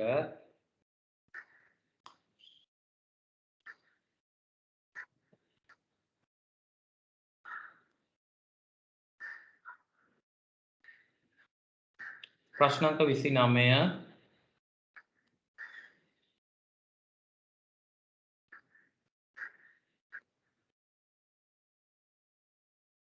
ප්‍රශ්න 29 අහන්නේ ළමයි ව්‍යාපාර සංවිධාන ක්‍රමයක් වශයෙන් සමුපකාර ක්‍රමයේ දැකිය හැකි විශේෂ ලක්ෂණ. එතකොට ළමයි සමුපකාර ක්‍රමයේ ප්‍රධාන ලක්ෂණයක් තමයි අපි අතනදී සමුපකාර අයිතිය දැක්වුවා අපි. සමුපකාරයේ අයිතියේ ප්‍රධාන ලක්ෂණය තමයි අපි කිව්වා කොටස් නැත්නම් කොටස් දායකත්වයක් තිබුණත් කොටසකට අයිතිය හම්බෙන්නේ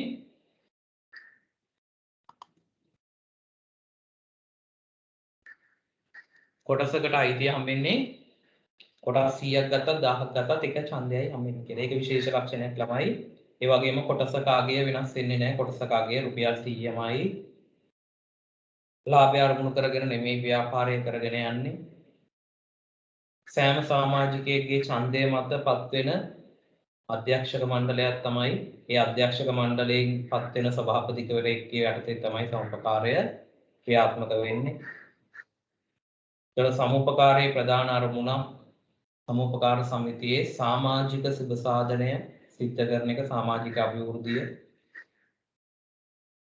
ඒ වගේම සමාජ වගකීම් නැත්නම් සමාජ සේවාවල වැඩ සම්බන්ධ වෙනවා. ඒතර ළමයි සමාජිකයින්ගේ අයගේ ශිෂ්‍යත්ව දරුවන්ට ශිෂ්‍යත්ව දෙන එක, අඩු ආදායම්ලාභී අයට ආධාර කරන එක, අනේ දේවල් සමාජීය කටයුතු සිද්ධ කරන සමුපකාරය.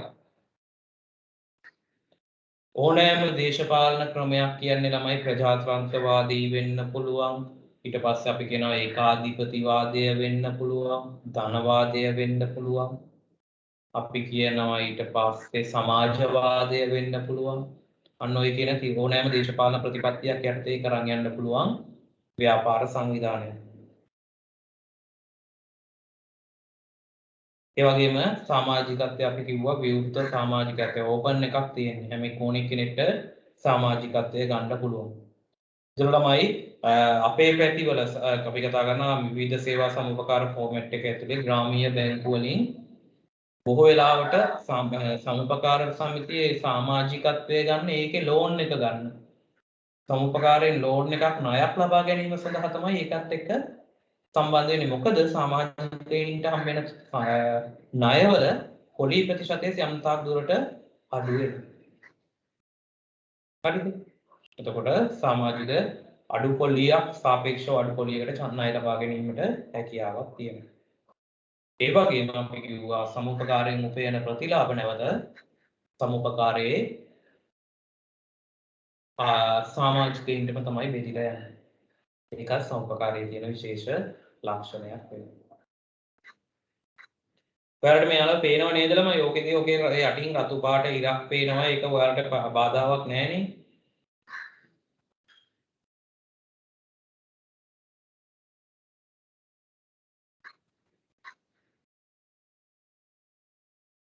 හරිද? ප්‍රශ්නාංක 29. අවුලක් නේද?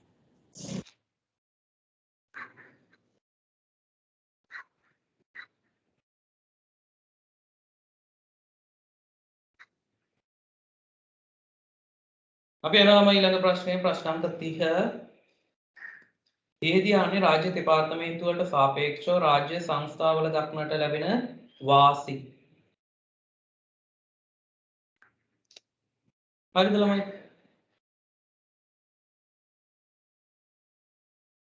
එතකොට ළමයි අපි මේ විදිහට ගත්තුවම රාජ්‍ය දෙපාර්තමේන්තු පරිපාලනය කරන්න අමාරුයි. රාජ්‍ය සංස්ථාවලට සාපේක්ෂව. මොකද දෙපාර්තමේන්තු වල පරිපාලන ව්‍යුහය අපි කියන අනම්‍ය ස්වභාවයක්. නීති අර පොතේ හැටියටම නැත්තම් අර දූරාවලිය තියෙන විදියටම සිද්ධ කරන්න වෙනවා. හරිද? එතකොට සාපේක්ෂව මේ රාජ්‍ය සංස්ථාවල ඊට සාපේක්ෂව යම් ප්‍රමාණයකට නම්‍යශීලී භාවයක් තියෙනවා යම් යම් තීරණ ක්‍රියාත්මක කරන්න. ඒ වගේම දෙපාර්තමේන්තු වල ප්‍රාග්ධනය සපයන්නේ අනිවාර්යයෙන්ම රජය. රජයේ භාණ්ඩාගාරය නැත්නම් රජයේ අදාළ පාර්ශව තමයි දෙපාර්තමේන්තු වලට මුදල් සපයන්නේ. හැබැයි සංස්ථාවට හැකියාව තියෙනවා සංස්ථාවේ කොටස් නිකුත් කිරීමක් නැත්නම් ණය කර නිකුත් කිරීමක් මගින් සංස්ථාවට අවශ්‍ය ප්‍රාග්ධනය සපයා ගන්න හැකියාවක් තියෙනවා. එතකොට ළමයි අපි ගත්තොත් දෙපාර්තමේන්තුවක් පරිපාලනය වෙන්නේ දෙපාර්තමේන්තුවේ ලේකම්වක කෙනෙක් යටතේ. සංස්ථාවක් පරිපාලනය වෙන්නේ අධ්‍යක්ෂක මණ්ඩලයක් යටතේ. එතකොට සාපේක්ෂව අධ්‍යක්ෂක මණ්ඩලයක් පවත්වාගෙන යනවා හින්දා යම් කාර්යක්ෂමතාවයක් තියෙනවා කියලා අපිට කියන්න පුළුවන්. එතකොට ළමයි සංස්ථාවේ තීරණ වෙනස් වන පරිසර තත්ත්වයන් යටතේ එයාලට අවශ්‍ය සංතීර්ණ නිර්මාණය කර ගැනීමේ හැකියාවක් තියෙනවා. දෙපාර්තමේන්තු වලට බෑ ළමයි දෙපාර්තමේන්තුවේ තීරණ වෙනස් කරන්න දේශපාලන අධිකාරියේ අනුමැති අවශ්‍ය වෙනවා. පොතේ හැටියට තමයි ඒකට වැඩ කරන්න වෙන්නේ. එතකොට ළමයි ලාභය ඉපයීමේ අරමුණෙන් කටයුතු කිරීම සිද්ධ කරනවා දෙපාර්තමේන්තු සංස්ථාවන්. එතකොට ළමයි රජය විදියට ගත්තොත් රජය ආයම ආදායමක් බලාපොරොත්තු වෙන්නේ මේ සංස්ථාවල කටයුතු වලින්.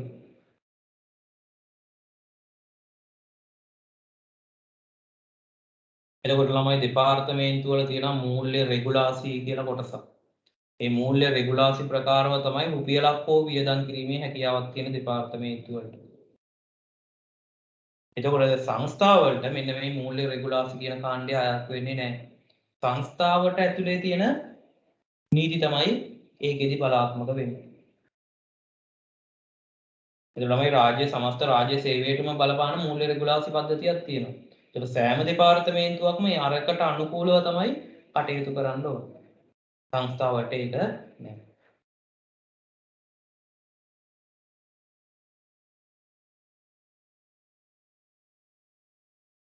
එතකොට අපි අර කිව්වා දෙපාර්තමේන්තු වල සේවකයෝ යම් ආකාරයකට පිරිස් වලට පෙළඹවීමක් ලක් වෙන්න පුළුවන්. සංස්ථාවලත් ඒව දකින්න ලැබෙනවා. ඒතර සාපේක්ෂව දෙපාර්තමේන්තුවක අඩපණ වෙනවට වඩා සංස්ථාවක් ඇතුලේ යම් තාක් දුරට ඒක පාලනය කර ගැනීමේ හැකියාවක් තිබෙනවා.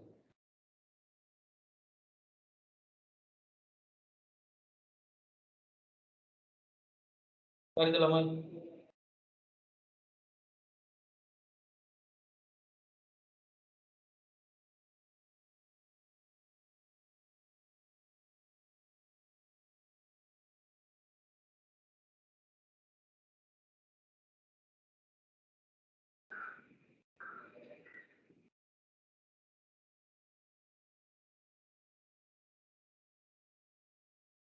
අපි නම් ප්‍රශ්න අංක 30 එනවා.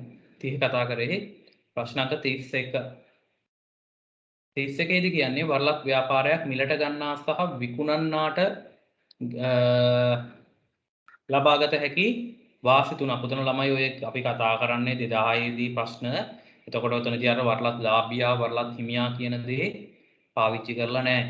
ඒතර වරලක් ව්‍යාපාරයක් මිලදී ගන්නා කියන්නේ වරලක් ලාභියාට සහ විකුණන්නා කියන්නේ වරලක් හිමියාට. වරලත් ලාභියාට සහ හිමියාට ලබාගත හැකි වාසි තුන බැගින් ලියන්න කියලායි කියන්නේ. එතකොට ළමයි වරලත් ලාභියාට හිමි වෙන වාසි එතකොට වෙළඳ නාමය පාවිච්චියට ගන්න හම්බ වෙනවා ප්‍රසිද්ධ වෙළඳ නාමය පාවිච්චි කරන්න හම්බ වෙනවා. ඒ වගේම වරලත් ලාභියාගේ ආයතනයෙන් වෘත්තීය සහන කළමනාකරුවෝ පුහුණුව සේවක පුහුණුව ඒ වගේම ඒකට භාවිතා කරන තාක්ෂණික මෙවලම් වල පුහුණුව ඒ වගේම අර කීර්ති නාමය කියන එක හම්බ වෙනවා හින්දා අර ප්‍රචාරක කටයුතු නැත්නම් නම හැදීම සම්බන්ධව වෙළඳපොළ තුල මුදලක් යෙදවීමක් සිදු කරන්න අවශ්‍යතාවයක් වෙන්නේ නැහැ. ව්‍යාපාර නාමය වෙළඳපොළ තුල හැදිලා තියෙනවා. ඒතර ඉක්මනින් වෙළඳපොළට පිවිසීමේ හැකියාව තියෙනවා.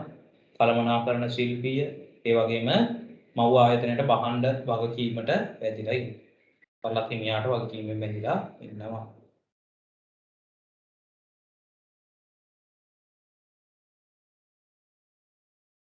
ඔතනදී ළමයි කියන්නේ වරලත් හිමියා තමයි බහඬ සේවා වලට වගකීම වැදිලා ඉන්නේ. අර අපි කිව්වේ KFC එක මේ චිකන් වල පණුව ඉඳලා වුණොත් ඒ රටේ වරලත් ලාභියා නෙමෙයි ඒකට වගකීමක් බැඳිලා ඉන්නවා. KFC ආයතනයේ තමයි වගකීම තියෙන්නේ. යාට තමයි ඒකවල පාඩුව විඳ දරා ගන්න සිද්ධ වෙන්නේ. ඊට පස්සේ අපි ගත්තොත් විකුණන්නාට නැත්නම් වරලත් හිමියාට හම්බෙන වාසි. එයාට ළමයි මුදල් ආයෝජනය කරන්නේ නැහැ. එයාට වෙනත් එක්කෙනෙක් කරන එකෙන් එයාට ලාභයක් උපයන අපි ඒකට කියනවා පුරස්කාරයක් එයාට හම්බෙනවා. ඒ වගේම මගේ කොන්දේසි නැත්නම් වරලත් හිමියාගේ කොන්දේසි තමයි වරලත් ලාභියා පිළිපදින්න සිද්ධ වෙන්නේ. එතකොට මෙයාට හැකියාව තියෙනවා ජාත්‍යන්තර වශයෙන් වරලත් හිමියාට මේක තියෙනවා එයාගේ ව්‍යාපාරය වෙනත් රටවල් වල පටන් ගන්න හැකියාව තියෙනවා. ඒ වගේම මෙයාගේ වරලත් හිමියාගේ කීර්ති නාමය තමයි එකෙන් ඉහළ යන්නේ. මේකේ වාසියක් තියෙන්නේ වරලත් හිමියාටම.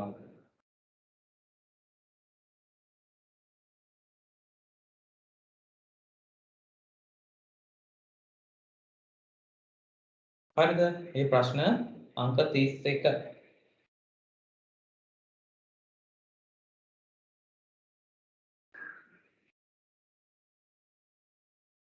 අපි වෙන ප්‍රශ්න අංක 32. ශ්‍රී ලංකාවේ දැනට ක්‍රියාත්මක වන පාරිභෝගික සමූපකාර සමිති තරගකාරීත්වයට වඩා හොඳින් මුහුණ දිය හැකි පරිදි නවීකරණය කිරීමට ඔබ ඉදිරිපත් කරන යෝජනා. එතකොට අපි ගත්තොත් ළමයි සමූපකාර සමිති වල පාරිභෝගික මේවා තියෙනවා. අපේ පැත්තේ නම් ওই ටිකක් හදලා තියෙනවා හොඳට. සමහරක් කඩ තියෙනවා. ඇතුළට යද්දි එන්නේ මීයෝ ගඳයි කැරපොත්තෝ ගඳයි. එතකොට ඔයගොල්ලෝ ගියාම භාණ්ඩයක් ගන්න හිතෙන්නෙම නැහැ. එතකොට ළමයි ඒ වගේ ප්‍රශ්නයක් තියෙන, ඒ වගේ තත්ත්වයක් තියෙද්දි ඒවා නවීකරණය කරන්න ඔයාලා කරන්න දෙන්න ඕන යෝජනා මොනවාද කියලා අහන්න. හරිද ළමයි? එතකොට අපි ගත්තොත් පාරිභෝගික නැඹුරු සංකල්පය අනුගමනය කරන. දැන් හිතන්නකො සමුපකාර විවුර්ත වෙන්නේ ළමයි දේ 9ට විතර පාවිච්චි කරලා මේ විවුර්ත කරලා හැන්දෑවේ 4ට 5 විතර වෙද්දි වහනවා. ඒ සමුපකාරවල අපි කියන කෝක් සිටි කියලා ඒව වහනවා. හැබැයි බහුතර දැන් වර්තමානයේ ජීවන රටාවත් එක්ක බහුතර කට්ටියක් ළමයි උදේ වැඩට ගිහිල්ලා හැන්දෑවේ තමයි වැඩට එන්නේ. එතකොට එයාලා වැඩට යන්න කලිනුත් සමුපකාර වහලා වැඩට ඉවර වෙලා එද්දි සමුපකාර වහලා. ඒතරට පාරිභෝගිකයාගේ අවශ්‍යතාවයට සමුපකාරය විවුර්ත නැහැ. ඒක තමයි ළමයි මෙතනදී කියන්නේ. පාරිභෝගිකයාගේ ජීවන රටාවත් එක්ක සමුපකාර හැඩගස්වන්න කියලා. ඒක තමයි පාරිභෝගික නැඹුරු සංකල්පය කියලා කියන්නේ. පාරිභෝගිකයාව මුල් කරගෙන එයාගේ ජීවන රටාව අනුව අපේ කාරණා ගොඩනගා ගැනීම. ඒ වගේම ළමයි සේවක පුහුණුව සහ සංවර්ධනය අපි අත සමුපකාර ව්‍යාපාරයේ තමයි අවම පඩියක් තියෙන්නේ. නැත්නම් වැටුපක් තියෙන ඒවත් එක්ක සේවකයෝ ඉන්නේ නැහැ.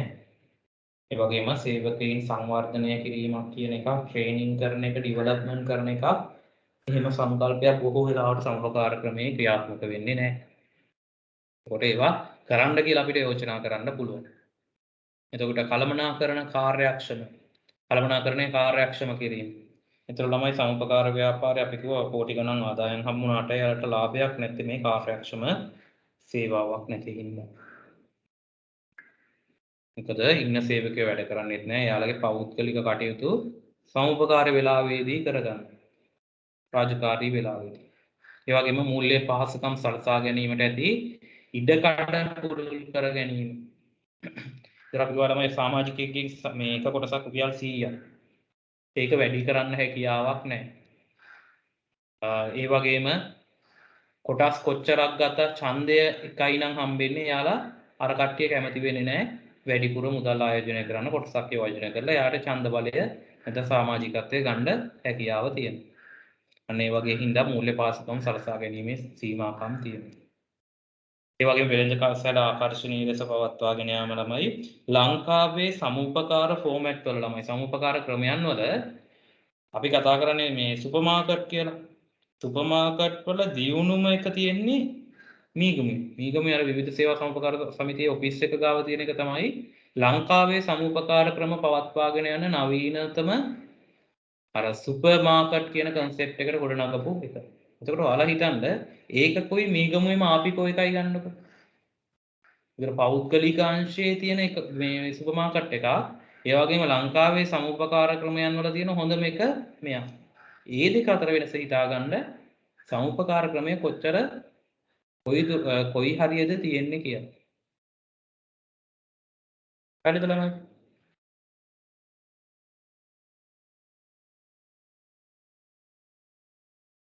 ඒකින්ද ඒව ආකර්ෂණීය ලෙස හදාගන්න කියලා යෝජනා කරන්න පුළුවන්. සර් ලක්ෂණ ඒවා ඉල්ලද්දි කීයක් විතර ලියන්න ඕනද? මෙතනදී ළමයි ඔයාලා ලියන ලකුණු වල විදියට තමයි ලියන්න ඕන.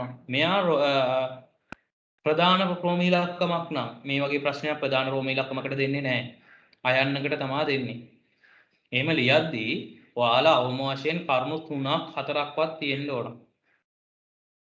මේ තියෙන්නේ මාකින් එකේ ආපු උත්තර. හරිද? එතකොට ඒකට ලකුණු දෙකක් නම් එක පොයින්ට් එකකට ලකුණු භාගය වගේ එන්න තමයි යාලා හදන්නේ. කරුණු වැඩි වුණාට ප්‍රශ්නයක් නැහැ කරුණු අඩු වෙන්නේ නැති. හරිද?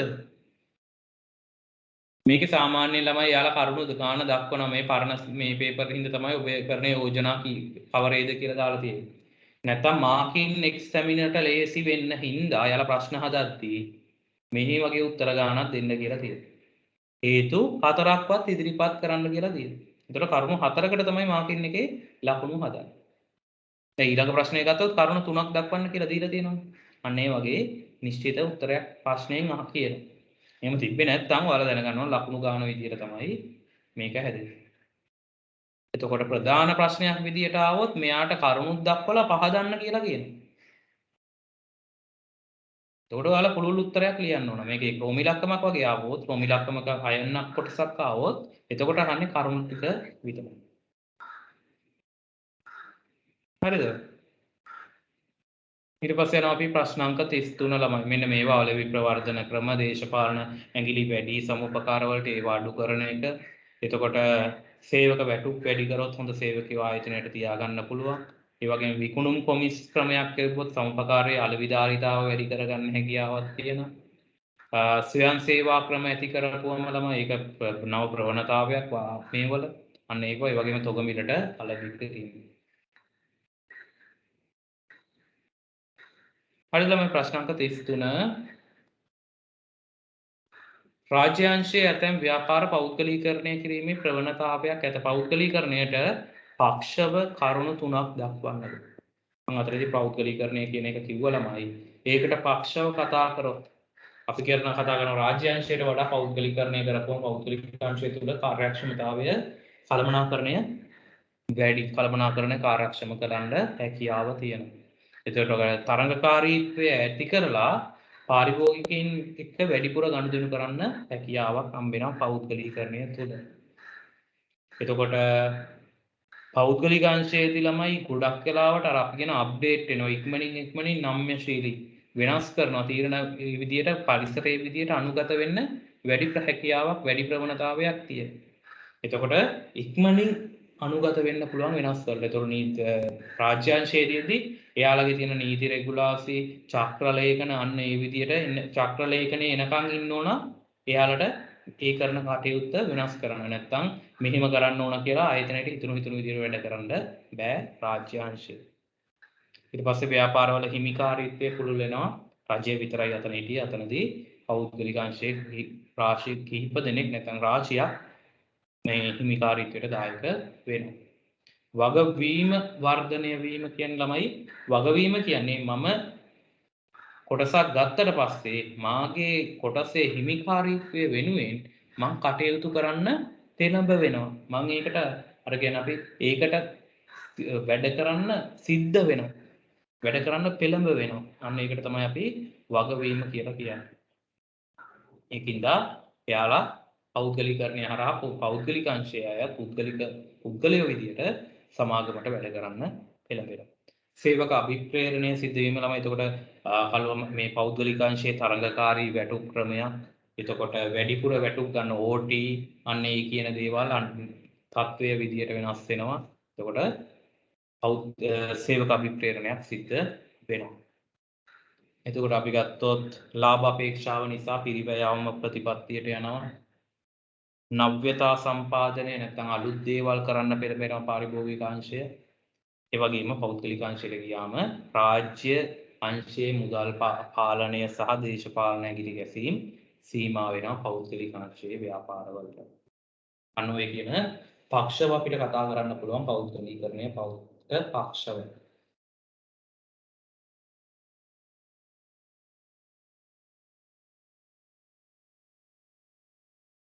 හරිද? ප්‍රශ්න අංක 33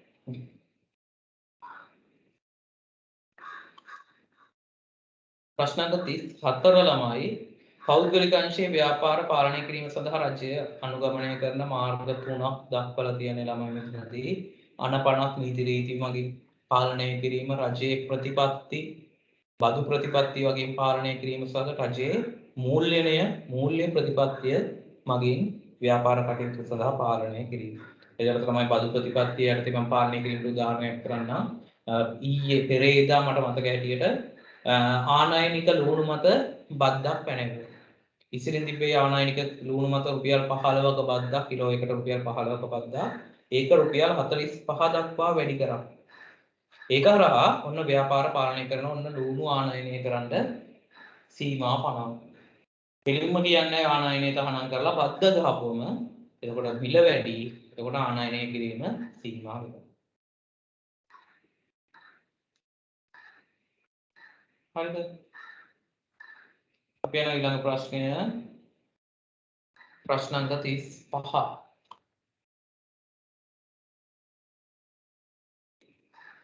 වරලක් ව්‍යාපාරයක් යන කුමක්ද මේ ව්‍යාපාර ව්‍යාප්ත වීමට හේතු? එතකොට ළමයි අපි වරලක් ව්‍යාපාරයක් කියලා කියනවා යම්කිසි නිෂ්පාදනයක් සේවාවක් නිෂ්පාදනය කිරීම නැත්නම් සැපයීම වෙනුවෙන් වෙනත් ව්‍යාපාරයක් සමග ගිවිසුම් ගත වීම. නැත්නම් වෙනත් ව්‍යාපාරයක වෙළඳ නාමය පාවිච්චි කරන්න අපි ගිවිසුම් ගත වීමක් අපි වරලක් ව්‍යාපාරයක් කියනවා. එතකොට ඒක ව්‍යාප්ත වීමට හේතු ළමයි අඩු ආයෝජනයකින්. එතකොට අපි කව ප්‍රචාරණ කටයුතු නැත්නම් ව්‍යාපාරයක් අලුතෙන් ආරම්භ කිරීමක් නෙමෙයි පවතින ව්‍යාපාරයකට තමයි පවුල් වෙන්නේ. එතකොට අඩු ආයෝජනයකින් යොදන මුදලට වඩා වැඩි ආදායමක් ඉපයීමේ හැකියාව තියෙනවා. ඒතර ආයෝජනයකින් අඩු ආයෝජනයකින් සාපේක්ෂව ව්‍යාපාරය වැඩියෙන් පුළුල් කර ගැනීමේ හැකියාවක් තියෙනවා. එතකොට අවදානම වෙළඳ ව්‍යාපාරයේ සාර්ථක අසාර්ථක වීමේ අවදානම සාමාන්‍ය අලුත් ව්‍යාපාරයකට වඩා වරලක් ව්‍යාපාරයක අවදානම අඩුයි. ඒ වගේම වෙනත් අර වරලක් ලාභියාගේ වෙළඳ නාමය වරලක් හිමියාගේ වෙළඳ නාමය වරලක් හිමියාගේ කීර්ති නාමය තමයි වරලක් ලාභියාට හම්බ වෙන්නේ. ඒතර වෙළඳ පොරට පහසුවෙන් යන්න පුළුවන්. සේවක පුහුණුව, ශිල්පීය ඥානය, කළමනාකරණ පුහුණුව අන්න ඒවා හම්බ වෙනවා. ඒ වගේම ඒ දියුණු රටවල් වල තියෙන තාක්ෂණය සහ ඒ අදාළ මෙවලම් ඒවා භාවිතා කිරීමේ දැනුම රටකට හම්බ වෙනවා. රටත් ලාභියාට හම්බ වෙනවා. අනෝවා හේතු හින්දා වරලක් ව්‍යාපාර ව්‍යාප්ත වෙන්න හේතුවක් වෙලා තියෙනවා.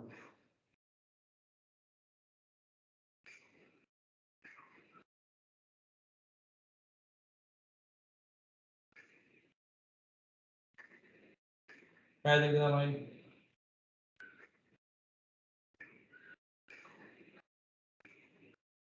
ඊළඟ ප්‍රශ්න අංක 36 පොදු හිමිකාරීත්වයක් යටතේ ව්‍යාපාර පවත්වාගෙන යාමේ වාසි 6ක්.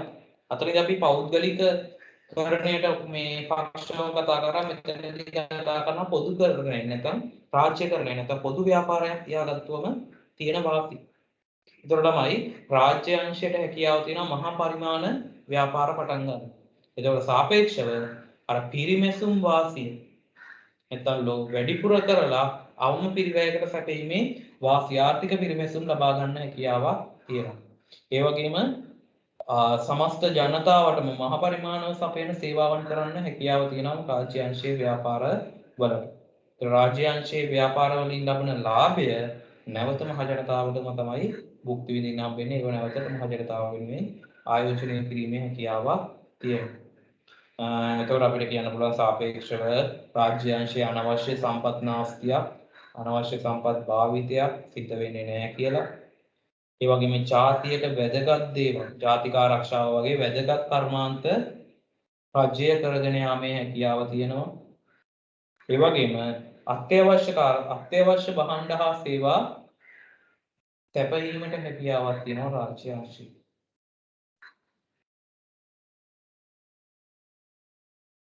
ගයිතනක බස් ගමනු එහෙම ස්ට්‍රයික් කරොත් ඔන්න කියනවා අපි CTB බස් දාලා හරි බස් මේ ප්‍රවාහන සේවාවන් සපයනවා කියලා. ඒකට අත්‍යවශ්‍ය සේවා අඛණ්ඩව සපයීමේ හැකියාවක් තියෙනවා රාජ්‍යයට.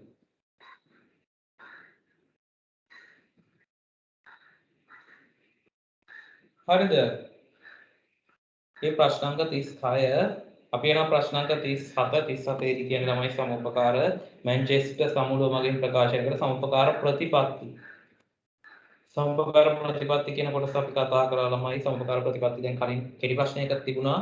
විවෘත හා ස්වේච්ඡා සමාජිකත්වයේ ප්‍රජාතන්ත්‍රවාදී පාලනය සමාජික ආර්ථික සහභාගීත්වයේ ස්වෛරීභාවය හා නිදහස සමුපකාර අධ්‍යාපනය සමුපකාර සමිති සමග සහයෝගයෙන් කටයුතු කිරීම ප්‍රජාව පිළිබඳ නැත්නම් සමාජය පිළිබඳ සැලකීම අනෝවා සමුපකාර ක්‍රමේ ප්‍රතිපත්ති. මැන්චෙස්ටර් සමුළුව කියන ළමයි සමුපකාර මේ වෙලේ මැන්චෙස්ටර් නුවර මේ පිටෝගත් මේ තිබුණු සමුළුව. අන්න ඒ සමුළුවේදී තමයි සමුපකාර පිළිබඳ විශේෂ ප්‍රතිපත්ති වලට එකඟතාවයකට එන්නේ. ඉතින් අපි මේ සමුළුව මැන්චෙස්ටර් සමුළුව කියලා කතා කරනවා. ඊළඟ ප්‍රශ්න 38 වරලත් ව්‍යාපාරයක් මිලට ගැනීමේ වාසි නැත්නම් වරලත්ලාභියෙක් වරලත් ක්‍රමයකට ඇතුළත් වීමේ වාසි සහ අවාසි. උඩමයි වාසි පැත්ත අපි ගොඩක් වෙලාවට කතා කරා. ප්‍රසිද්ධ වෙළඳ නාමයක් අත්පත් කරගන්න වෙනවා ආයෝජනයේට ඉක්මනින් ප්‍රතිලාභ ලබා ගැනීමේ හැකියාවක් තියෙනවා. අරයාගේ මූල්‍යමය පහසුකම් සේවක පුහුණුව කළමනාකරණ පුහුණුව තාක්ෂණික ප්‍රවත් මේවා අපිට හම්බ වෙනවා. ඒ වගේම ප්‍රවර්ධනය මම විතරක් නෙමෙයි ප්‍රවර්ධනය කරන වරලත් හිමියත් ප්‍රවර්ධන කටයුතු සිද්ධ කරනවා. අන්න ඔය වගේ වාසි වරලත් ලාභියෙකුට හම්බ වෙනවා. ඒ වගේම වරලත් ලාභියෙකුට තියෙන අවාසි. ප්‍රධානම වාසිය තමයි වරලත් හිමියාගේ ගිවිසුමේ තියෙන කොන්දේසි අනුගමනය කරන්න සිද්ධ වෙනවා. ඒ වගේම වරලත් ලාභියාට සැලකිය හැකි නැත්නම් සැලකිය යුතු මුදලක් ගෙවන්න බැරි ඉන්න අපි ඒකට කියන පුරස්කාරයක් ගෙවන්න සිද්ධ වෙනවා වරලත් හිමියාට. ඒ වගේම ව්‍යාපාරයේ සම්බන්ධ වරලත් ව්‍යාපාරයේ සම්බන්ධ පූර්ණ නිදහසක් නැහැ. වරලත් හිමියාගේ එකඟතාවයන් මත තිබෙන නිදහසක් තමයි වරලත් ලාභියෙකුට හිමි වෙන්නේ. වරලත් හිමියාගේ කැමැත්තකින් තොර ඒ ව්‍යාපාරය වෙනත් ව්‍යාපාරයකට විකුණන්න බෑ. අපි කියන පර්මිට් එක මේ වෙන කෙනෙක්ට පවරන්න බෑ. ඒ වගේම වරලත් හිමියෙක්ට හිතුනොත් මම මේ කිවිසුම අදින් අවබෝධ කරනවා කියලා ඒකට හැකියාවක් තියෙනවා වරලත් හිමියෙකුට. ඒ වගේම ව්‍යාපාරේ පාඩු ලැබුවොත් වරලත් ලාභියා පාඩු ලබනවා නම් ඒ පාඩුවට වරලත් හිමියා වග කියන්නේ නැහැ. කවදාවත් ඒ ව්‍යාපාරය අවුරුදු 10ක් කරත් අවුරුදු 20ක් කරත් වරලත් ලාභියාට අයිතියක් කියන්න බෑ ඒ ව්‍යාපාරය සම්බන්ධව. වරලත් හිමියාටම තමයි මේ ව්‍යාපාරයේ නාමය අයිතිය තියෙන්නේ. අපි යන ප්‍රශ්නාංක 39ට ඔන්න තියෙන ළමයි ප්‍රධාන වරලත් ව්‍යාපාර නම් කර ඒවාට නිදසුන් දක්වන්න කියලා. මෙන්න මෙයාව තමයි මම කියන්නම්. ප්‍රධාන වරලත් ව්‍යාපාර ෆෝමැට් 3යි ළමයි.